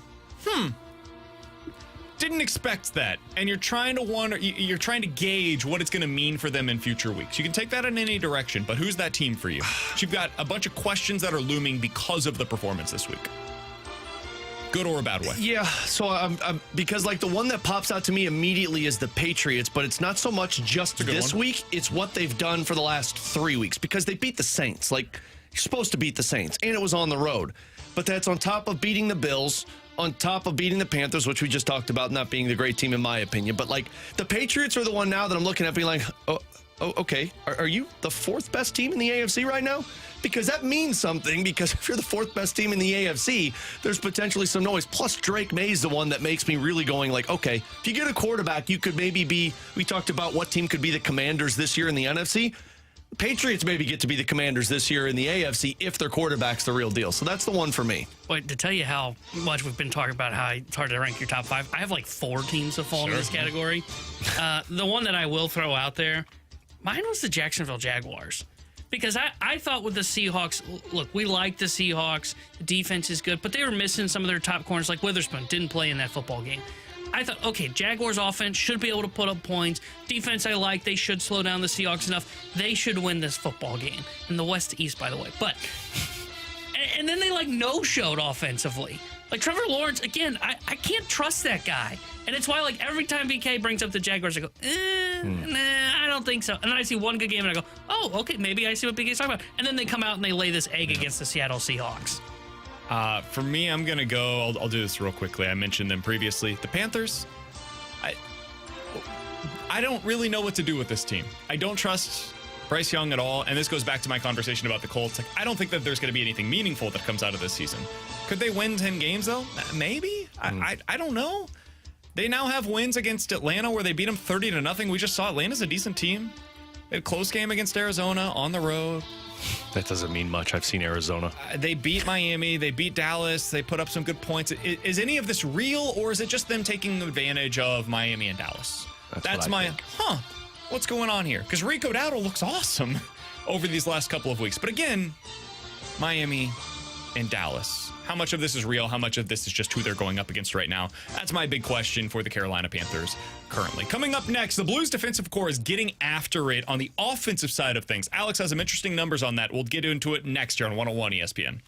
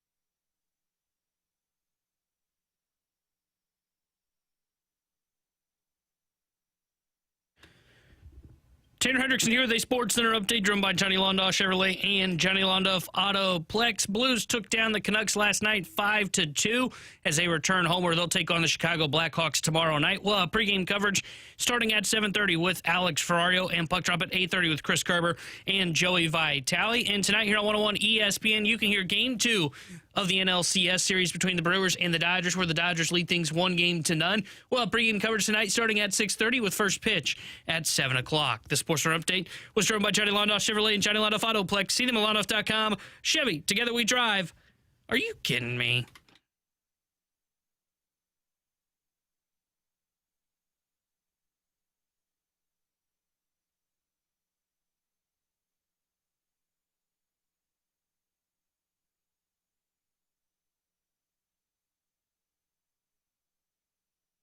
Alongside Alex and T-Bone on BK. So as we were thinking about what we can take away from last night's game between the Blues and the Canucks, Alex, you brought up what we saw offensively out of the defensemen. What stood out to you? So the defensemen totaled 24 shot attempts in that hockey game against Vancouver. And on top of that, you had 7 shot attempts from Colton Parayko and 8 shot attempts from Cam Fowler. Now, some of this was power play because Cam Fowler was on that power play unit, but you add in those two guys, then Tyler Tucker with 6 shot attempts, and then Justin Falk with 3 of them.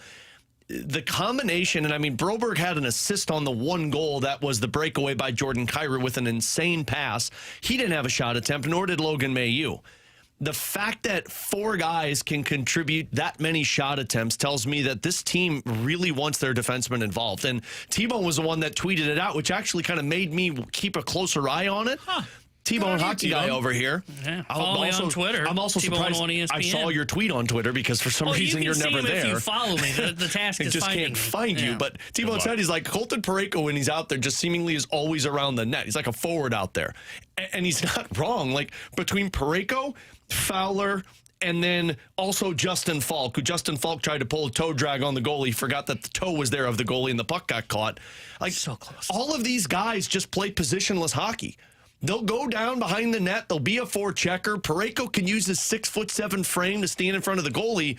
It's just 5 players that are cycling the puck rather than the traditional defenseman at the blue line. I said this a couple of weeks ago, and I truly believe it, and I'll stick with it. I think this is the deepest they have had from 1 to 6 in terms of defensemen that can not only play well in their own end, but generate offense. Maybe we should tell Mailloux, hey, you're not included in that yet. You have to stay back. You have to learn the responsibilities first, and then you get a little bit more of this freedom. One of the goals he was on the ice for, he tried to get the freedom, and then he and Kyrou got tied up. Nobody played defense, and then that was the odd man rush. The angle wasn't great. Parayko on that delayed penalty that they had, I think he took 2 or 3 shots on goal. Like, not even just shot attempts, shots on goal.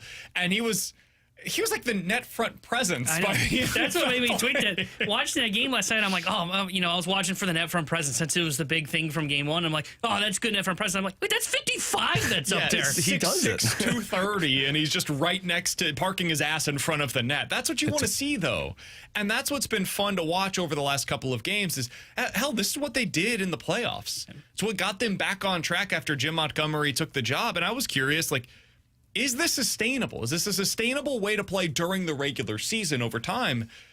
It's only a couple of games. We'll see. Like, who knows, right? But, man, it looks sustainable thus far because it looks the same way as it did last year. I just looked at it because I wanted to do the math on the other 2 games. So they have combined for 59 total shot attempts in 3 games. From their defensemen. Wow. I mean, we're talking that's almost 20 shot attempts per game from those defensemen. Now, again, you're spending a lot of time on the power play in those first 2 games.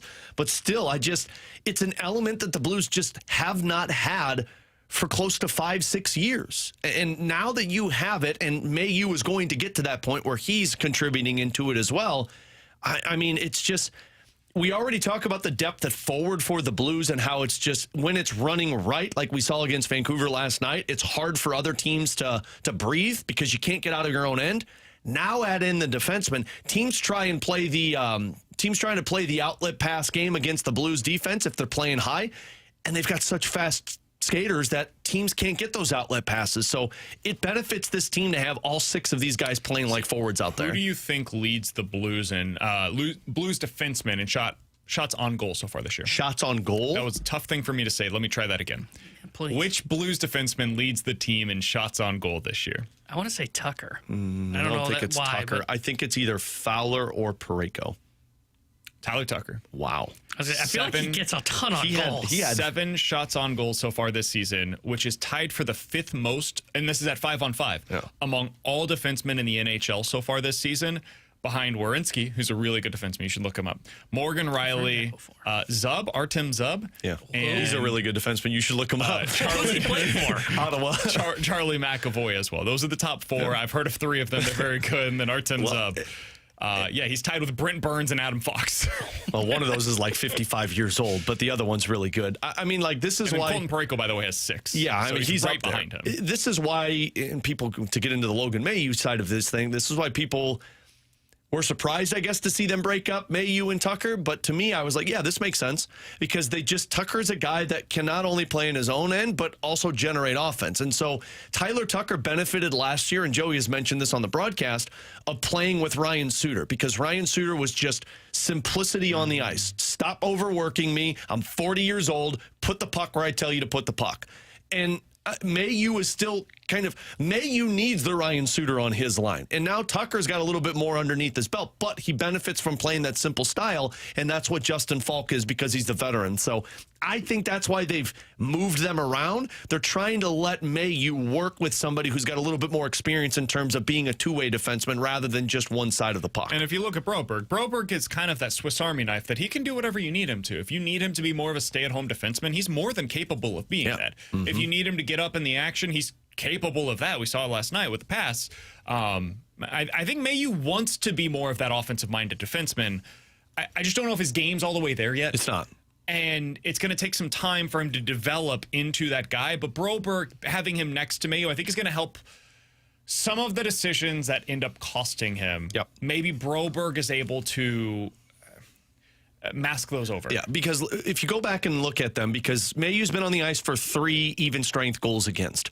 If you go back and look at the 3 goals he's been on the ice for, 2 of them against Minnesota, both of those scenarios, he was getting overly aggressive on the puck, and so was Tyler Tucker. So what are you doing? You're leaving you're basically leaving your goalie out to dry when you're getting over aggressive, and the forwards don't know your style yet. So they're not recovering for you. Hence, Minnesota parking themselves in front of the net a couple of times. I think what they're trying to accomplish, and Montgomery has said this, like, look, he can play the power play. We know he can. He'll play the penalty kill. We know he can.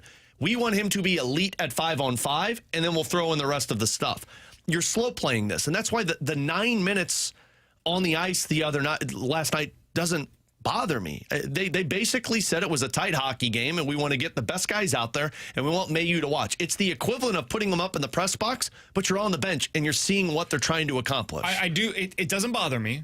I think they're going about this the right way. I trust Jim Montgomery to get this thing figured out. There will come a point in time where they have to just put him in the press box. And it doesn't have to be consistently, but kind of similar to the Zach Bolduc experience. I think people forget this. This time last year, Zach Bolduc was not playing every night. And it wasn't just because his coach didn't know what he was doing. Like, that's an organizational decision, man. When they're deciding, hey, he's going to play like 2 out of every 3, and then he's going to go sit up in the press box for a game, and then he's going to get back. This is the way that the Blues have done this with young players in the past. It's going to be some fits and starts here with Logan Mailloux, and you hope that as we go along here, he continues to develop. But yeah, if he's playing 9 minutes with regularity, that will eventually become a problem because it puts too much load on the plate of these other defensemen. Not to be a broken record, but I've talked about this before. It's a great comp by you on Bolduc, and so was Robert Thomas. Thanks, man. You're not the hockey guy. T-Bone's the hockey guy. Robert Thomas was this. Twitter. That first season, they essentially said, it's like, we just want him to watch games with Steve Ott. We want him up in the press box to sit next to Steve Ott and watch. And he'd go up there for 3 or 4, and then he would go back in. I would expect at some point in the next couple of weeks, Mailloux gets up in the box and Kessel comes in just to get Kessel fresh, but they want Mailloux to see the ice differently. And I was thinking about this last night because I know a lot of people were fired up about, the Blues lost the trade. Zach Bolduc's great. Mailloux doesn't play at all. We talked in the offseason of the Blues going after other young defensemen. Mm-hmm. Brant Clark with the LA Kings. He's good. Simone Nemec of the New Jersey Devils. Do you know he played for New Jersey? Mm-hmm. Yeah. Both about 100 times. We did. Both of those guys, like, I went back and looked at what they were utilized as in their first season with their team. It's the exact same. It's the exact same, to where you put them out there in lower leverage situations, and you slowly build him up. The first 10 games for those guys in their first year, they were averaging about like 12 and a half minutes. By the end of the season, they were averaging 18 or 19 minutes. This is the long play with Mailloux. Armstrong has said it. McKinnis has said it. You don't know what you got in a defenseman until he plays 200 games. I mentioned the comparison earlier today. You look back to Evan Bouchard, what he did in his first couple of seasons in the NHL as well. Evan Bouchard, the first year that he came up, got a brief stint. This was when he was sent back down to juniors. Played like 11 minutes a night on average that year. Then 2020, first full season in the NHL, gets there at the end of the season and ends up playing like for the first 6 or 7 games, 9 minutes on average per game. Then he comes back in 2021, and that's when he really gets his opportunity to shine in the NHL, and boom, now top 4 defenseman. Yeah. So Broberg was this too. It took time. It took time, and it's going to take time for Logan Mailloux. He's also just a really raw player right now. Just do yourself a favor. Mute the notifications from the Montreal Canadiens, and when Zach Bolduc scores, just do yourself a favor and stay off of social media. Coming up next, we're going to dive into the junk drawer here on 101 ESPN.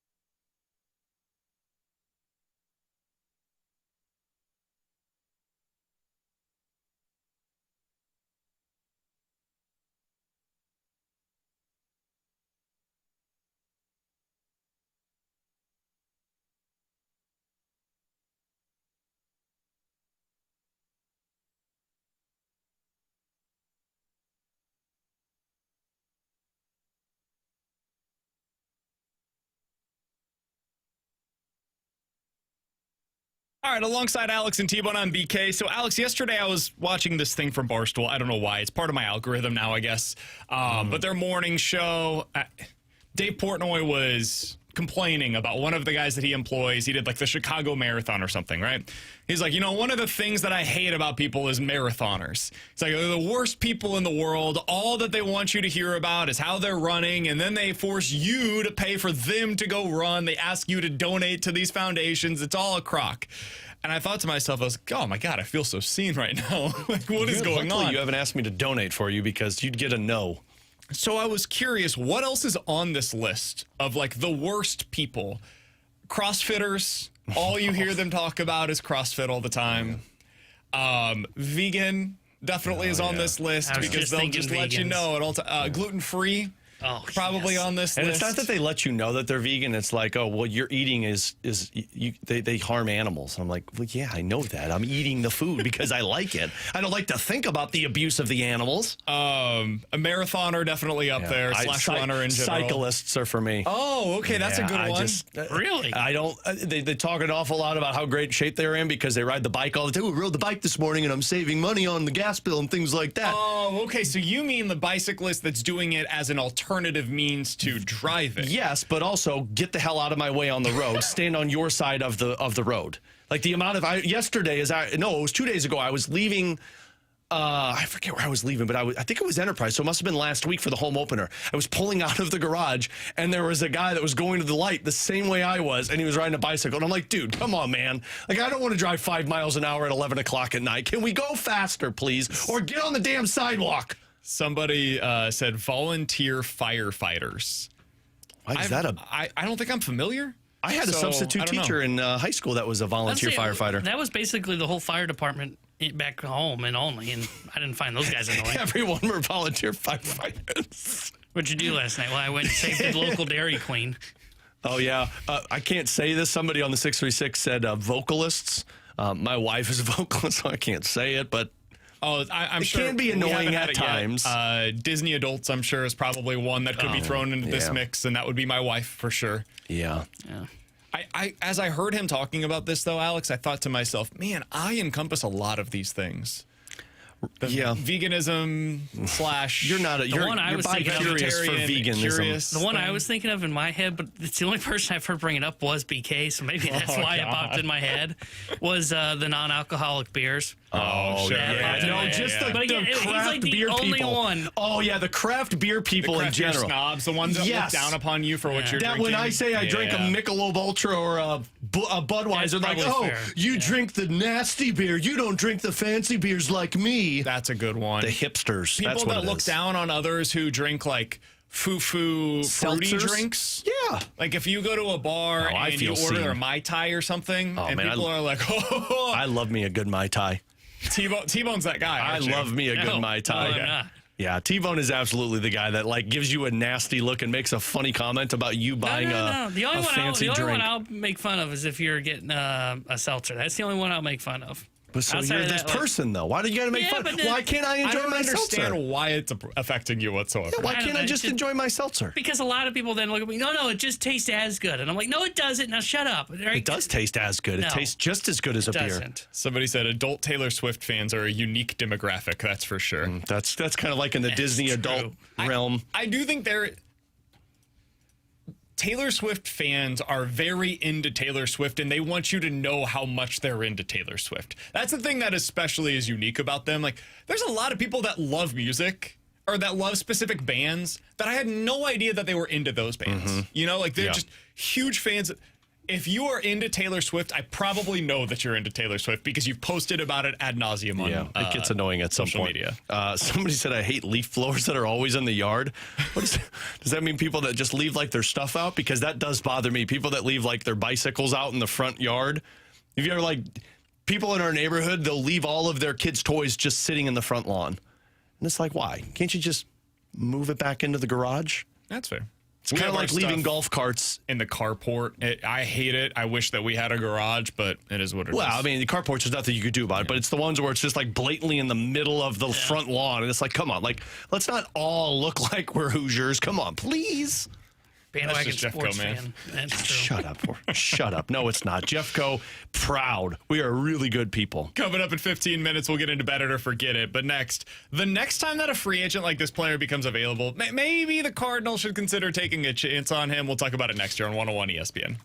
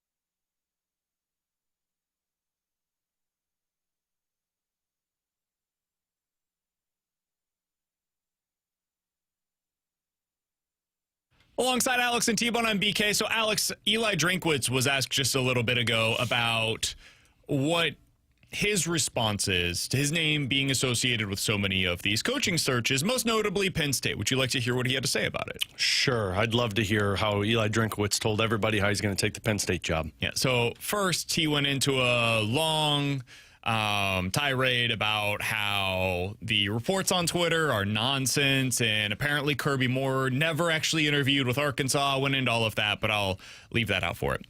Here's what he said, quote, "How do I block it out? I ignore it. And I get mad at people when they ask me about it. As far as my name being associated with everything, that's awesome for the University of Missouri. It means that we're doing something really good. It means that our administration is committed to excellence. It means that all of the investment that the people have brought has made us, has resulted in our own success." And, yeah, that's what I'd say. It's a tip of the hat to the University of Missouri. It has nothing to do with me. It has everything to do with the players, the support staff, and the team trying to cut off those questions. So he's telling me to quit rambling here. But I would just say that, yeah, it's a tip of the hat to everybody at the University of Missouri. I would encourage all of the fans and everybody else, listen, it's October 14th.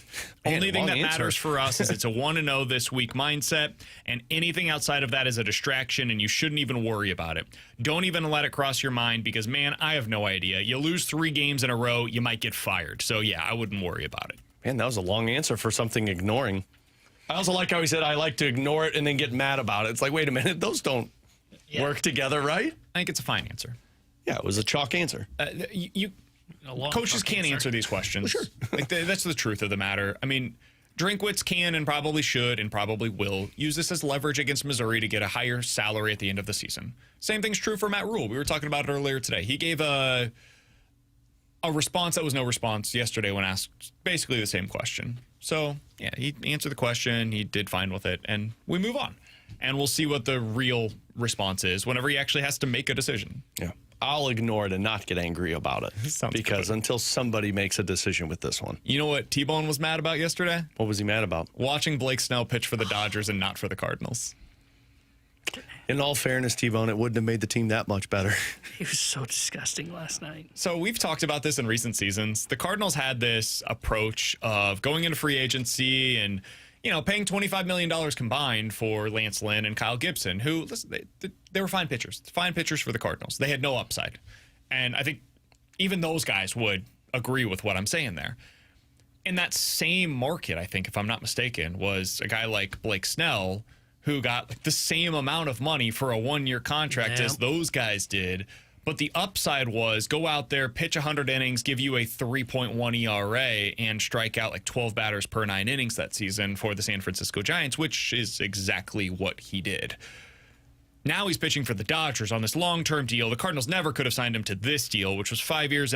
Yes, they could. 5 years and $135 million. 25 a year. Basically what you're giving to Sonny Gray, but for a couple extra seasons. Yeah, Sonny Gray, though, pitched like 130 more innings than Blake Snell this year. No, Gray's like near 40. He will be at the end of this deal as well. Speaking of Blake Snell. T-Bone, is this a market that you think that the Cardinals should explore in the future? Obviously, Blake Snell himself is not going to be a free agent, but whoever the next version of this is. Absolutely. I thought they should have explored it that offseason. They signed Gibson and Lance Lynn. Because rather than taking the safe approach, which was, let's just make sure we have these guys that stabilize. Well, also what they really wanted, in my opinion, was the outs for if things went south, rather than saying, how about we go for upside, and if it hits, then we don't really have to enter into a rebuild. I think this is absolutely the market that they have to explore, especially if you can't develop it internally. Right, I'm willing to give Heim and this new regime like 2 years to see what the pipeline looks like, what they're able to develop. Does Liam Doyle become what Blake Snell is? I'm willing to wait on that. But once you go into free agency, you shouldn't be looking typically for like a number 4 star. You should be looking for those upside plays. The best organizations are good at developing the back end of the rotation while going out there and spending for the top end of the rotation. And this was a huge missed opportunity for them to not go out there. And I don't know that he would have ever come. He felt like a guy that wanted to remain on the coast. But he is the pinnacle of what they should be targeting when you are looking for arms in the market. Sure, is it 5 years? Is it risky? Yeah. I mean, Blake Snell, as you have seen with his time at the Dodgers and even when he was with Sanford last year, he dealt with injuries. But you know what? He's worth every penny when he's on the mound pitching because he is filthy and one of the best pitchers in the game. I think the one thing with Blake Snell, though, like just putting it into the Cardinals' perspective is, like, you can't have Blake Snell be the guy. because, and I'm only going off of Blake Snell. Maybe somebody else doesn't have the injury history as Blake Snell does, or the unavailability that Blake Snell has had. But like, if my team is ready to win and it's a 5-year deal for this price and only get 60 innings out of it, now he's in the postseason, which is great. But like, he can't be the primary dude that you're relying on. Like, Blake Snell works if you've got depth in the pitching room. So that's what I was about to say. Having a guy like Blake Snell puts more pressure on your internal options. Yes. And that's why, like, they were honest about this. We had Michael Gersh on the show, and he basically said as much. They didn't feel good about their internal options 2 years ago. They didn't believe that they had major league ready starters at the minor league level, and I think that's been proven correct based on the fact that almost none of those guys have come up to become major league starters. So they wanted players that could become placeholders, and Gibson was that, Lance Lynn was that. It is what it is. Now you look at it in the future, you need to have the internal options that allow for you to have Blake Snell throw 100 innings for you, and that's not a problem because you have other guys that are ready to go waiting in the wings and at a moment's notice when Blake Snell gets hurt. Because he's going to. And a lot of guys like him get hurt. They don't throw 200 innings in a season. Instead, they'll make 25-ish starts, give you 100 to 120 innings, and you live with whatever the results are. Tyler Glasnow's another guy just like that is also pitching, no coincidence here, for the LA Dodgers. You need guys with big-time stuff, and a lot of those guys get hurt.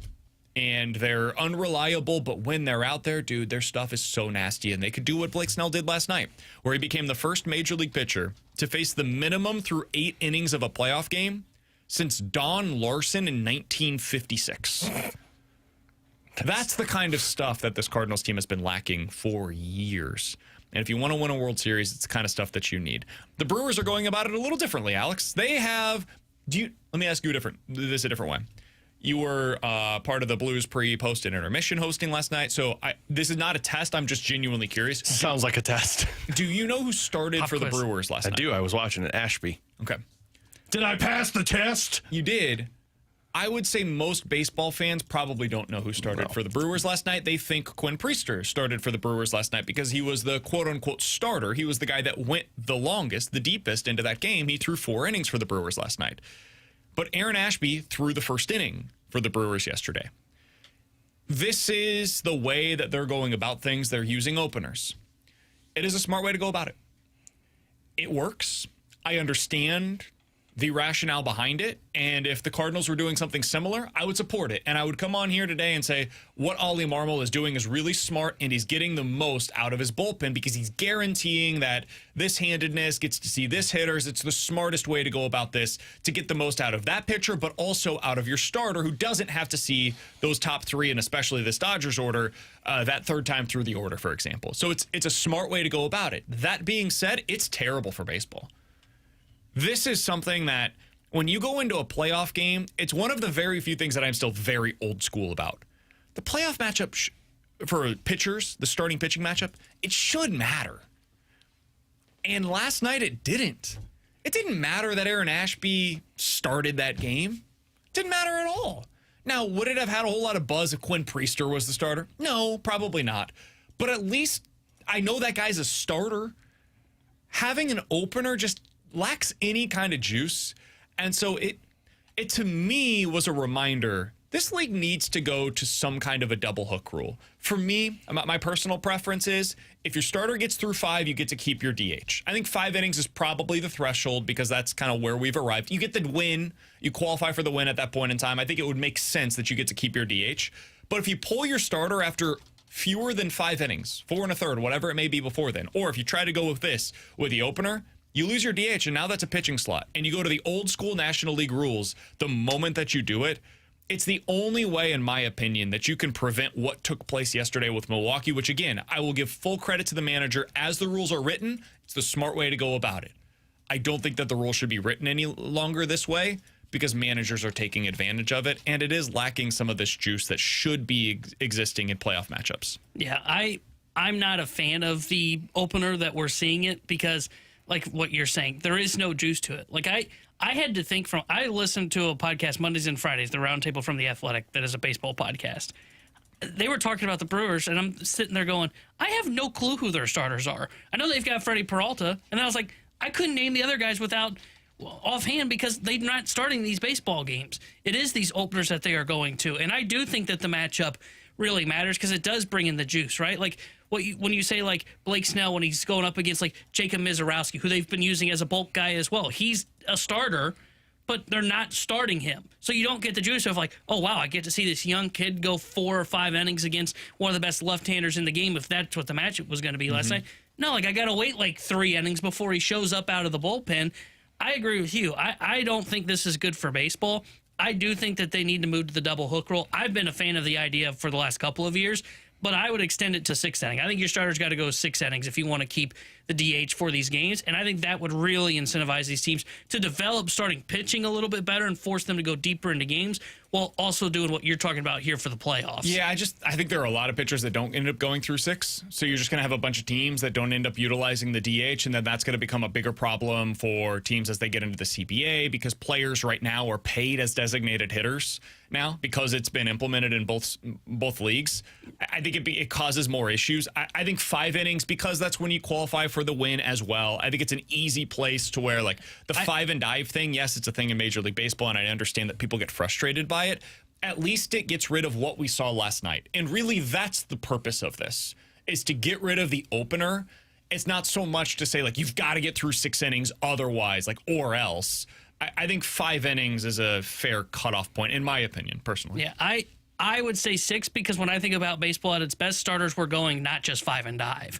And I think that's what you're looking to get back to when you talk about starting pitching. Yes, sure, maybe guys can't do it now. They're not developed to do it now. I think you would see these organizations change development plans, and guys would get back to that. And that's why I say it. I also wouldn't mind even if you just said, hey, just whenever the starter's pulled, it does disappear.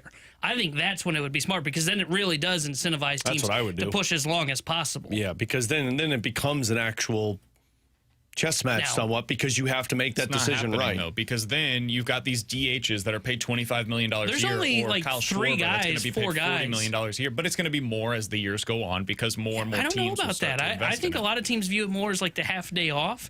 So like if I could like then you really could use it to where now there's strategy involved. But like when the Cardinals had Goldie, okay, Goldie's your DH for the day. We're going to do that on a day when Sonny doesn't go long. When McGreevy's on the mound. Yeah, okay, how so 7 many innings. pitchers are actually going 6 innings now? But again, the problem would be at the beginning of this, teams would adjust to where I think they can train starting pitchers to go deeper in these games. I don't think they would. I think they would just say, all right, we'll have to figure out what we're doing with our bench. That would be the adjustment. Yeah, I think they would develop pitching because it would become too valuable. Yeah. I think early on, there would be teams that have trouble for it. Okay, well, those teams can sit at home in October. This is a development process thing that you're trying to fix. I mean, you got guys down in the lower levels of the minor leagues throwing like 2 innings as a starter. Yeah. What the bleep is that? I think it's both. I think both can be true. I think there is a little bit of a development thing. I also think that there is some injury stuff. And I think a lot of this is just teams don't trust guys to go that 3rd time through the order. And so, like, I want to incentivize them to get rid of that. I know, but what I'm saying is teams won't do that. Instead, they'll just go to their reliever for 1 inning there. And now you get this parade of relievers that are coming through these games, and you get pinch hitters that end up coming in for those relievers. So instead of having the starter go deeper into the games, what you really end up just having is these games get longer and longer because now you're getting more pinch hitters and more relief pitchers that are coming into the games. I don't know that it would have the intended consequence. I also just don't think that players necessarily would accept it. And this is something that would have to be collectively bargained among the 2 sides because it's a significant rule change. So I think that if we're going to get this in, and we're like us getting here, T-Bone, just to like get this rule would be a huge shift in the landscape of Major League Baseball. I think that the way that you'd have to do this is you'd have to meet in the middle somewhere. And that is probably fewer innings that are necessary in order to keep your designated hitter. I think 5 would probably be the spot where they would ultimately land. Be honest, this isn't coming till Ohtani's retired. Because of what we're talking about, you're asking the Dodgers and baseball to kick Ohtani out of a game if a team They've already got a it. rule specifically in place for him, though. Well, but when he's the DH, like on just a DH day, the rule's in place when he's pitching. But on just a DH, Major League Baseball's not going to do that. Yeah, well, right? that's why it's not going to happen. They're going to wait till Ohtani retires, and then they'll discuss this. Coming up next, 314-399-9646 is the Your Comfort Service text line for Bet It or Forget It here on 101 ESPN.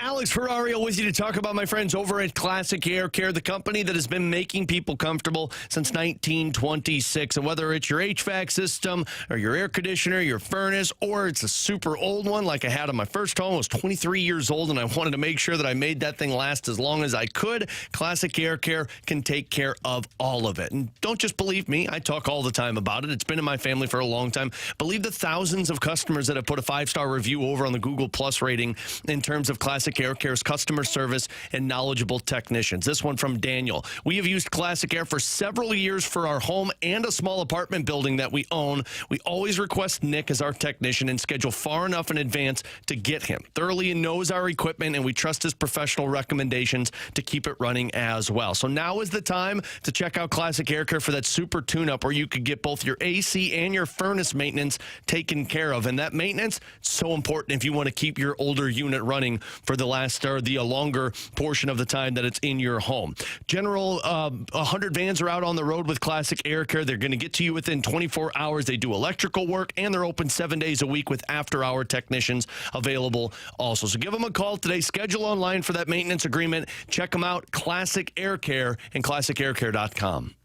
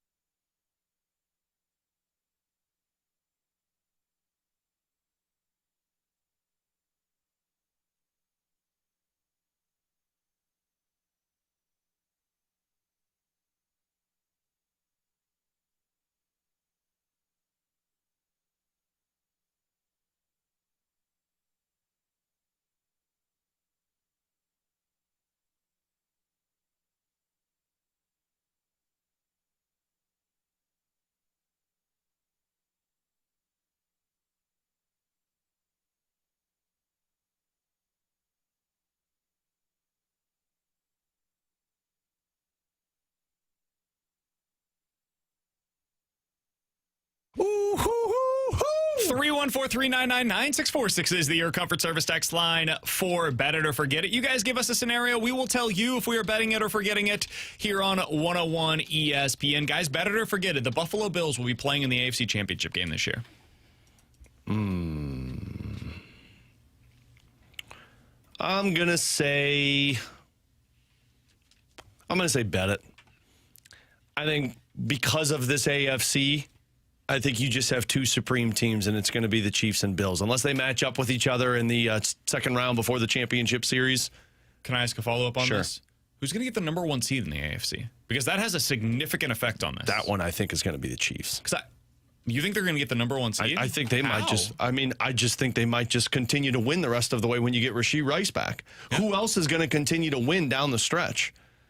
Because but we don't. None of us have already said we don't believe in Daniel Jones. I think as a regular season team, what was Minnesota the number one seed last year?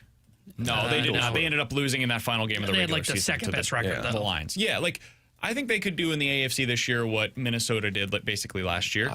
Pittsburgh could end up with the number 1 seed this year.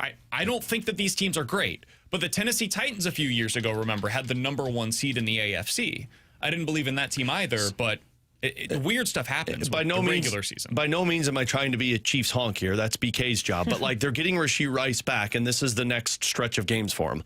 Raiders at home, Commanders at home, Bills on the road, Broncos on the road, Colts at home, Cowboys, Texans, Chargers, Titans. Like it's a lot of wins.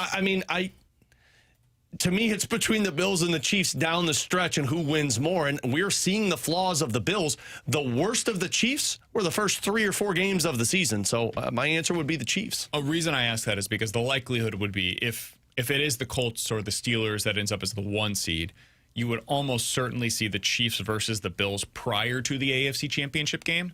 And in that scenario, I would say forget it. I think the Bills might end up still being the team with the number 1 seed in the AFC. I know they look like things are broken right now, and that was a weird game last night. I think the bye week is going to serve as an opportunity to settle things down, get things back on track, and then the offense will look better against Carolina because it is still the Panthers, despite what they've done lately. And then coming up for them, I mean, you just mentioned the Chiefs' schedule. Miami, Houston, Pittsburgh, Cincy, Cleveland, the Jets, they've got plenty of wins down the stretch as well. So I'll say bet it. I think it is Chiefs and Bills once again in the AFC Championship game, and I think this might be played in Buffalo this time around. Yeah, I would bet it as well. And if I had to bet like who I think will be the 1 seed in the AFC, to me it would be Bills or Chiefs. I agree with Alex. I just don't think the Colts will sustain this long enough. I really don't think the Steelers will sustain this long term to be able to get to the 1. And I think they're going to rack up a ton of wins or the Chiefs. So bet it. I think you're going to see the Bills back in the AFC Championship. I like how you like to throw people listening off the stench of you being a homer of the Chiefs by they can't win the first place team the rest of the way. Guys, better to forget it. Jimmy Snuggerud scores 30 goals this year. Forget it. That's too many. Looks good last night, Is though. it? Question mark? He's not going to outscore Bolduc. I can't wait for Bull. And this is bad because I'm actually rooting for Bolduc. I hope he goes into a dry spell so we can just stop with this nonsense. Not going to happen. I'll forget it as well. I don't know that he'll get to 30. I think he'll be like 25 to 29. You know the last time? So if he got 29, the last Blue to score more than that as a rookie was in the 78-79 season. Damn. 27 goals, Wayne Babbage. Jorgen Pedersen scored 37 in 80-81. That's not going to happen. But I was thinking about this. Like we all agree Kyrou and Holloway are most likely 30-goal scorers. Neighbors could be, depending on just how hot or cold he is. Yeah. And they could have 4 30-goal scorers on their team if things go the right direction, if Snuggerud got to that one. Yeah. And I'm trying to think back to the last time that they had that. It's been a while. Guys, bet it or forget it. We will not see a SEC team playing in the college football championship game this year. Forget it. Mizzou, baby. Oh, sorry. Too soon. Frank will already be at Happy Valley. I'll say forget it. Now, I understand why you're asking the question. I think the top 3 teams in the country right now are not in the SEC. I think the top 3 teams in the country in this order are Ohio State, Indiana, and Miami. I do not think that any SEC team right now is on par with those teams. I think there's a gap after those 3, and then it's whatever you want to get into from the SEC. There's like 7 SEC teams you could get into there. That being said, I do think somebody will be able to go on a run in the playoff. And because there are so many potential outs, like you might have 5 or 6 SEC teams that get in, one of them getting into the playoff just by virtue of the numbers is likely. So I'll say forget this. I think somebody from the SEC will get in. That's where I'm at as well. I think somebody gets it from the SEC. It'll be an SEC Big Ten matchup. I will bet this because, one, sure, the SEC will have more numbers going into the playoff, but the way the seeding's going to work, they're going to beat the hell out of each other and knock them out, which cuts their number down. And each one of these SEC teams, they are good. They are not great. And I think the part of them that is not great will get exposed in the playoff. I think you're going to see one of Ohio State, Indiana take on Miami in the national championship game. It'd be fun. It'd be a fun year. All right, 314-399-9646 is the Air Comfort Service text line for Bet It or Forget It. You guys give us a scenario. We'll tell you if we are betting it or forgetting it here on 101 ESPN. From the 314, Better to forget it. Mo now gets a little bit of a break for letting go of Shiltz after the reports of him not necessarily getting along with the Padres front office. I'll say forget it. I don't think the majority of fans will view it that way, but I agree with that. I think that this should shed some light into some of what led to that decision-making process. Yeah, I'll forget it because I don't think Mo will ever get a break, but yeah, I think it's more explainable now than what it was prior to him just getting fired in the middle of or at the beginning of the playoffs and then no other answers surrounding it. Yeah, sweet, but I'm with you guys. I don't forget it because I don't think Mo's going to get the credit on that. I think he's still going to get blamed for it, even though, like, I totally agree with you guys. Better to forget it. Snuggie will win the Calder Trophy this year. Say forget it still. What's that Demidov doing? I haven't even looked over there because everybody's talking about Bolduc so far. He's got to have points because he's probably passing the puck to Bolduc. He's only got one, and it's and -1 is a forward. It's so tough to win it. Wait, he's a forward? Yeah. I thought he was a defenseman this whole time. Nope. Oh. Man, that's amazing. I could have said anything, and you would have bought it. I'm going to say bet it. I think Jimmy Snuggerud's going to have the goals and the opportunities this year, so I'll say bet it. He wins it. From the 314, better to forget it. Mailloux plays poorly enough at some point in the season to get pulled out of the lineup. I mean, bet it. It's going to happen. Kessel's going to play at some point, and they're going to want Mailloux to watch the game from up top. And again, this is not a bad thing. If he had played 200-plus games in the NHL and is getting pulled from a game so that they can healthy scratch him, we got bigger problems to talk about. But it's his 9th game in the NHL.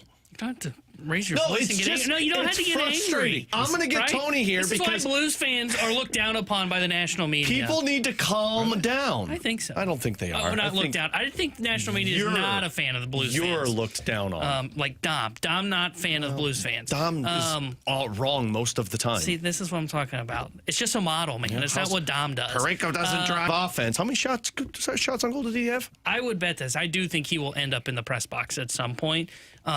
And I think it is about the learning curve, right? He'll go up in the press box. He'll either sit there with whether it's Steve Ott or Julian. I saw Julian was up there in the press box the other night. Like, one of those guys will be up there to help him go over some stuff. 314-399-9646 is the Air Comfort Service text line to get involved in the show. I do want to mention AJ Preller is going through his press conference today. He said Mike Shiltz put his entire being into the job, blood, sweat, tears. He has a lot of respect for that. Biggest takeaway from the season, it was a good year, ended with a hard-fought series. Wasn't the ending they wanted, but they're going to do everything they can to get back to the World Series. Was not shocked, was surprised when Shiltz told him about his intentions to retire. After Mike took some time to recharge after the season, he informed the Padres on Saturday. AJ did say that he was not aware of any internal conflicts that contributed to this. So at least a little bit less secrecy, it seems like. Still some just weird stuff going on with this version of Mike Shiltz. Can I give you a better forget it with the Padres? Sure. Better forget it. AJ Preller will not be the Padres GM after next season. He's only got 1 year left on his deal and has not signed an extension, and there's a lot of reporting that he's not getting one. Yeah, I wonder if some of that is like he had the relationship with the former owner that has since passed, and hey man, he's got to perform. He's spending a lot of money for them to continue to get to the exact same place in the playoffs, and if that continues, not every owner operates the same way. I would bet it because I think he kind of runs this out.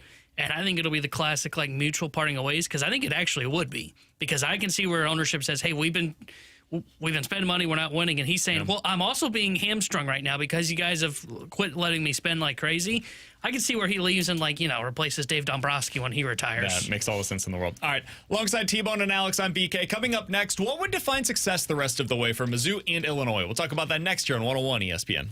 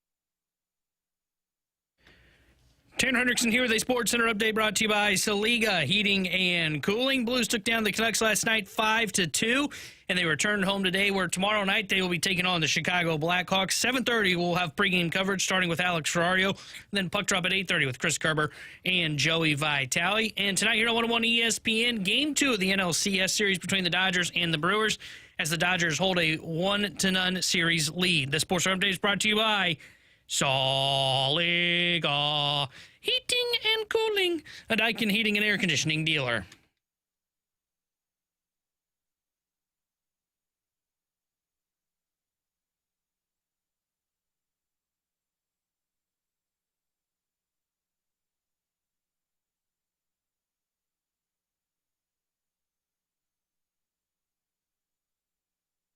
Marty Caswell, who covers the San Diego Padres out in San Diego, has tweeted out some of the other quotes from A.J. Preller in this press conference relating to Mike Shildt. Apparently, Preller declined to answer when asked if the Padres had reached any sort of financial settlement for the final 2 years of Mike Shildt's contract. Now, why would they do that? None of your business. That is one interesting note. Also, when asked about if Shildt had any conflict with anyone in the organization, Preller said that his retirement, quote, came as a shock. Says he was informed, he informed the Padres management of a decision on Saturday.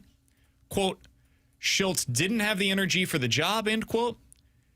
Marty Caswell adding, didn't actually answer on the conflict stuff. So there's that. Interesting. Interesting timing and interesting way to phrase all of these things. Mike Once Shildt, again, always as Mike people Shildt interested. Leaves the organization. But man, he's talking. He's making sure he's everybody telling gets you his side of this that story. he just needs a break. Yeah. He's Also, the only thing that matters. I did now just realize why it's kind of weird how it took so long for their end of season press conference too, right? No? At least they had one. If this is the first one that they've had, yeah. Well, maybe Major League Baseball was like, hey. Well, no, but like typically, like you do it on like an off day, right? And then like you do it between the DS Cardinals getting did it. going. Yeah, exactly.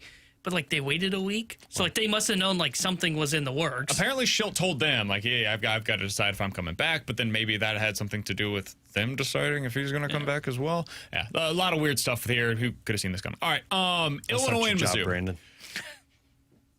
Illinois is coming off of a frustrating loss, but an expected loss against Ohio State. Is that an unfair way to say that? No, I think that's fair. It's just funny to hear it. Mizzou is just coming off of a frustrating loss against Alabama, and so it's time to reset our calibration on where the expectations should be for these two programs. T-Bone, let's start with your Illini because we've spent so much time this week talking about Mizzou.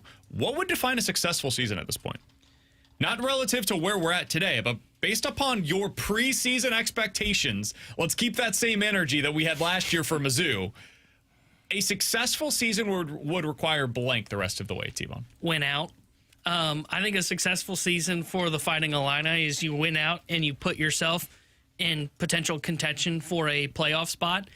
So you have to go 10-2. You cannot slip up. I don't know if they'll be favored in all these games, but these are all very winnable games. They do not have a ranked opponent on their schedule. They are in their bye week this week. Then they hit the road for Washington. Then they've got Rutgers, Maryland, Northwestern at home, and then they're at Wisconsin, where Fickle may not even be there by that point. So they should win out the rest of these football games. Maryland and Washington will be tough ones, but they went out. You go 10-2. You at least give yourself a shot at the playoff. I think they're going to need help along the way, but for me, their success is you win out these football games and at least complete the resume and then leave it up to the committee to knock you out of the playoff and not you knocking yourself out. I agree with that. I think you have to be double-digit wins for it to be viewed as a successful season. Now, if we're going off the standards that you set, it was playoff or bust for Illinois. So to me, it's like, okay, well, I don't think you're going to be a playoff team, but if I'm going to view it as a success, double digits puts you in the best case scenario for it. Yeah, it's what I said about Mizzou last year. I did not come into the season saying playoff or bust. If you win 10 games at a program like Illinois, that's the kind of thing you just don't do at Illinois. That could be a successful season. Now, it's frustrating because you didn't get over the top. But you can continue to build this thing up. Brett Bielema, continue to build it the way that you want to. See what he can do next year. See what he can do 2 years down the road. He has now shown he can get to a higher ceiling at Illinois than I think any of us expected him to be able to reach. Now it's about maintaining and keeping out that level of your program. So, yeah, you got to win out for this to be any kind of a successful season. But if you do that, I think that would be considered a success in my mind. I think because I did say like playoff or bust for Illinois coming in the year. I remember that. If they go 10-2 and miss the playoff, I don't know that I'll be as frustrated as if they go 9-3 miss the playoff. Because if you lose one more, like, yeah, you are done, right? And then you ended up laying your own bed. If the committee's the one that knocks you out and then just kind of doesn't look at the resume, and like, to be fair, I'm not sure their resume is going to be that good by the time we get to the end of the season. Okay, at least you gave your best shot. I expected you were going to lose to Ohio State, and I expected you might lose the Indiana game. Not that bad, but might lose it. I wouldn't feel that bad. Who's the team that you're losing to the rest of the way? That you look at and you're like, it's a quality win. Like, you went on the road, you played against an NFL caliber quarterback, and I guess Washington. That's really the only one that would even be excusable the rest of the way. You can't lose at home against Rutgers, Maryland, or Northwestern. Agree. And you can't lose to this Wisconsin team.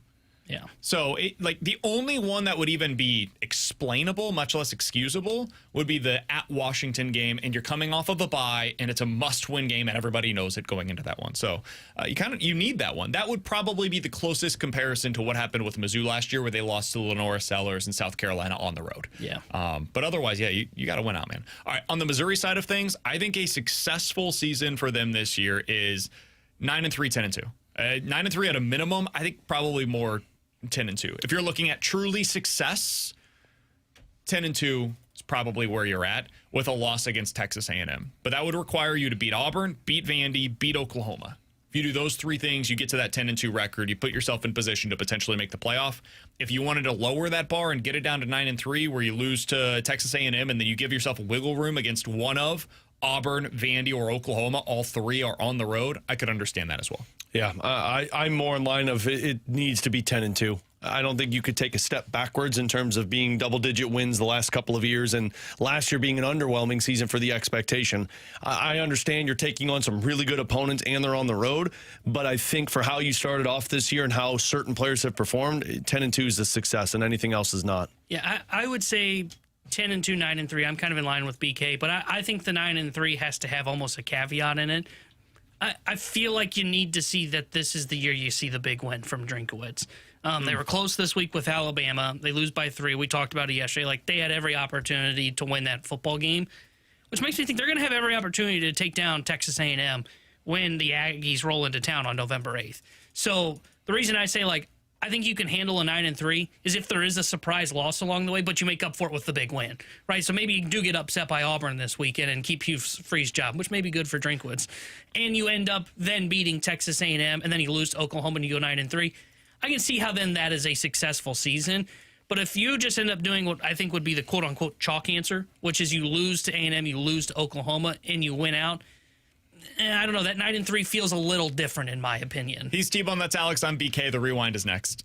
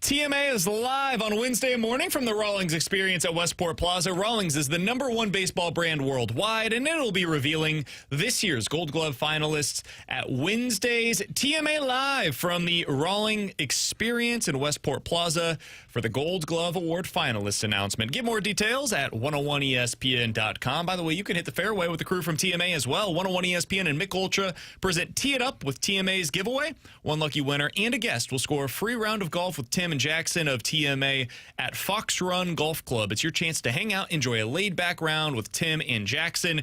Use the code SWING, that's SWING, to get entered to win now at 101ESPN.com or on the free 101 ESPN app.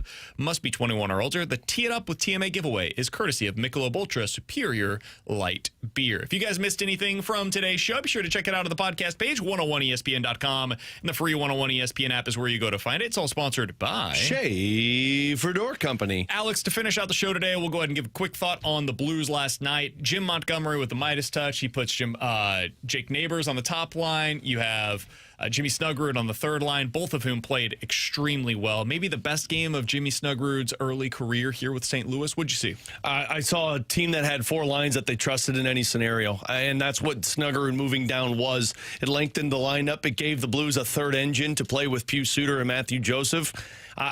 That was the best they've looked so far this season, and it's no coincidence they only had, 1 penalty kill and 3 power plays. When they're at even strength, this team is very, very good, and I think it's because of the depth of forwards they have. I will be joining the fast lane here in about 15 minutes because I was terrible with my picks this week, so they'll shoot me twice. I'm sure they will discuss what happened last night in the Bills game. Oh boy, not good for them. We also talked to Jeremy Rutherford, our Blues insider for The Athletic. If you want to get our thoughts on the NFL, get our thoughts on college football, get our thoughts with Jeremy Rutherford. You can find all of those after the show today at 101ESPN.com or YouTube.com/101ESPNSTL. For Alex Ferrario and Tanner Hendrickson, I'm Brandon Kiley. We will talk to you guys tomorrow at 11 a.m. The Fast Lane's coming up next here on 101 ESPN.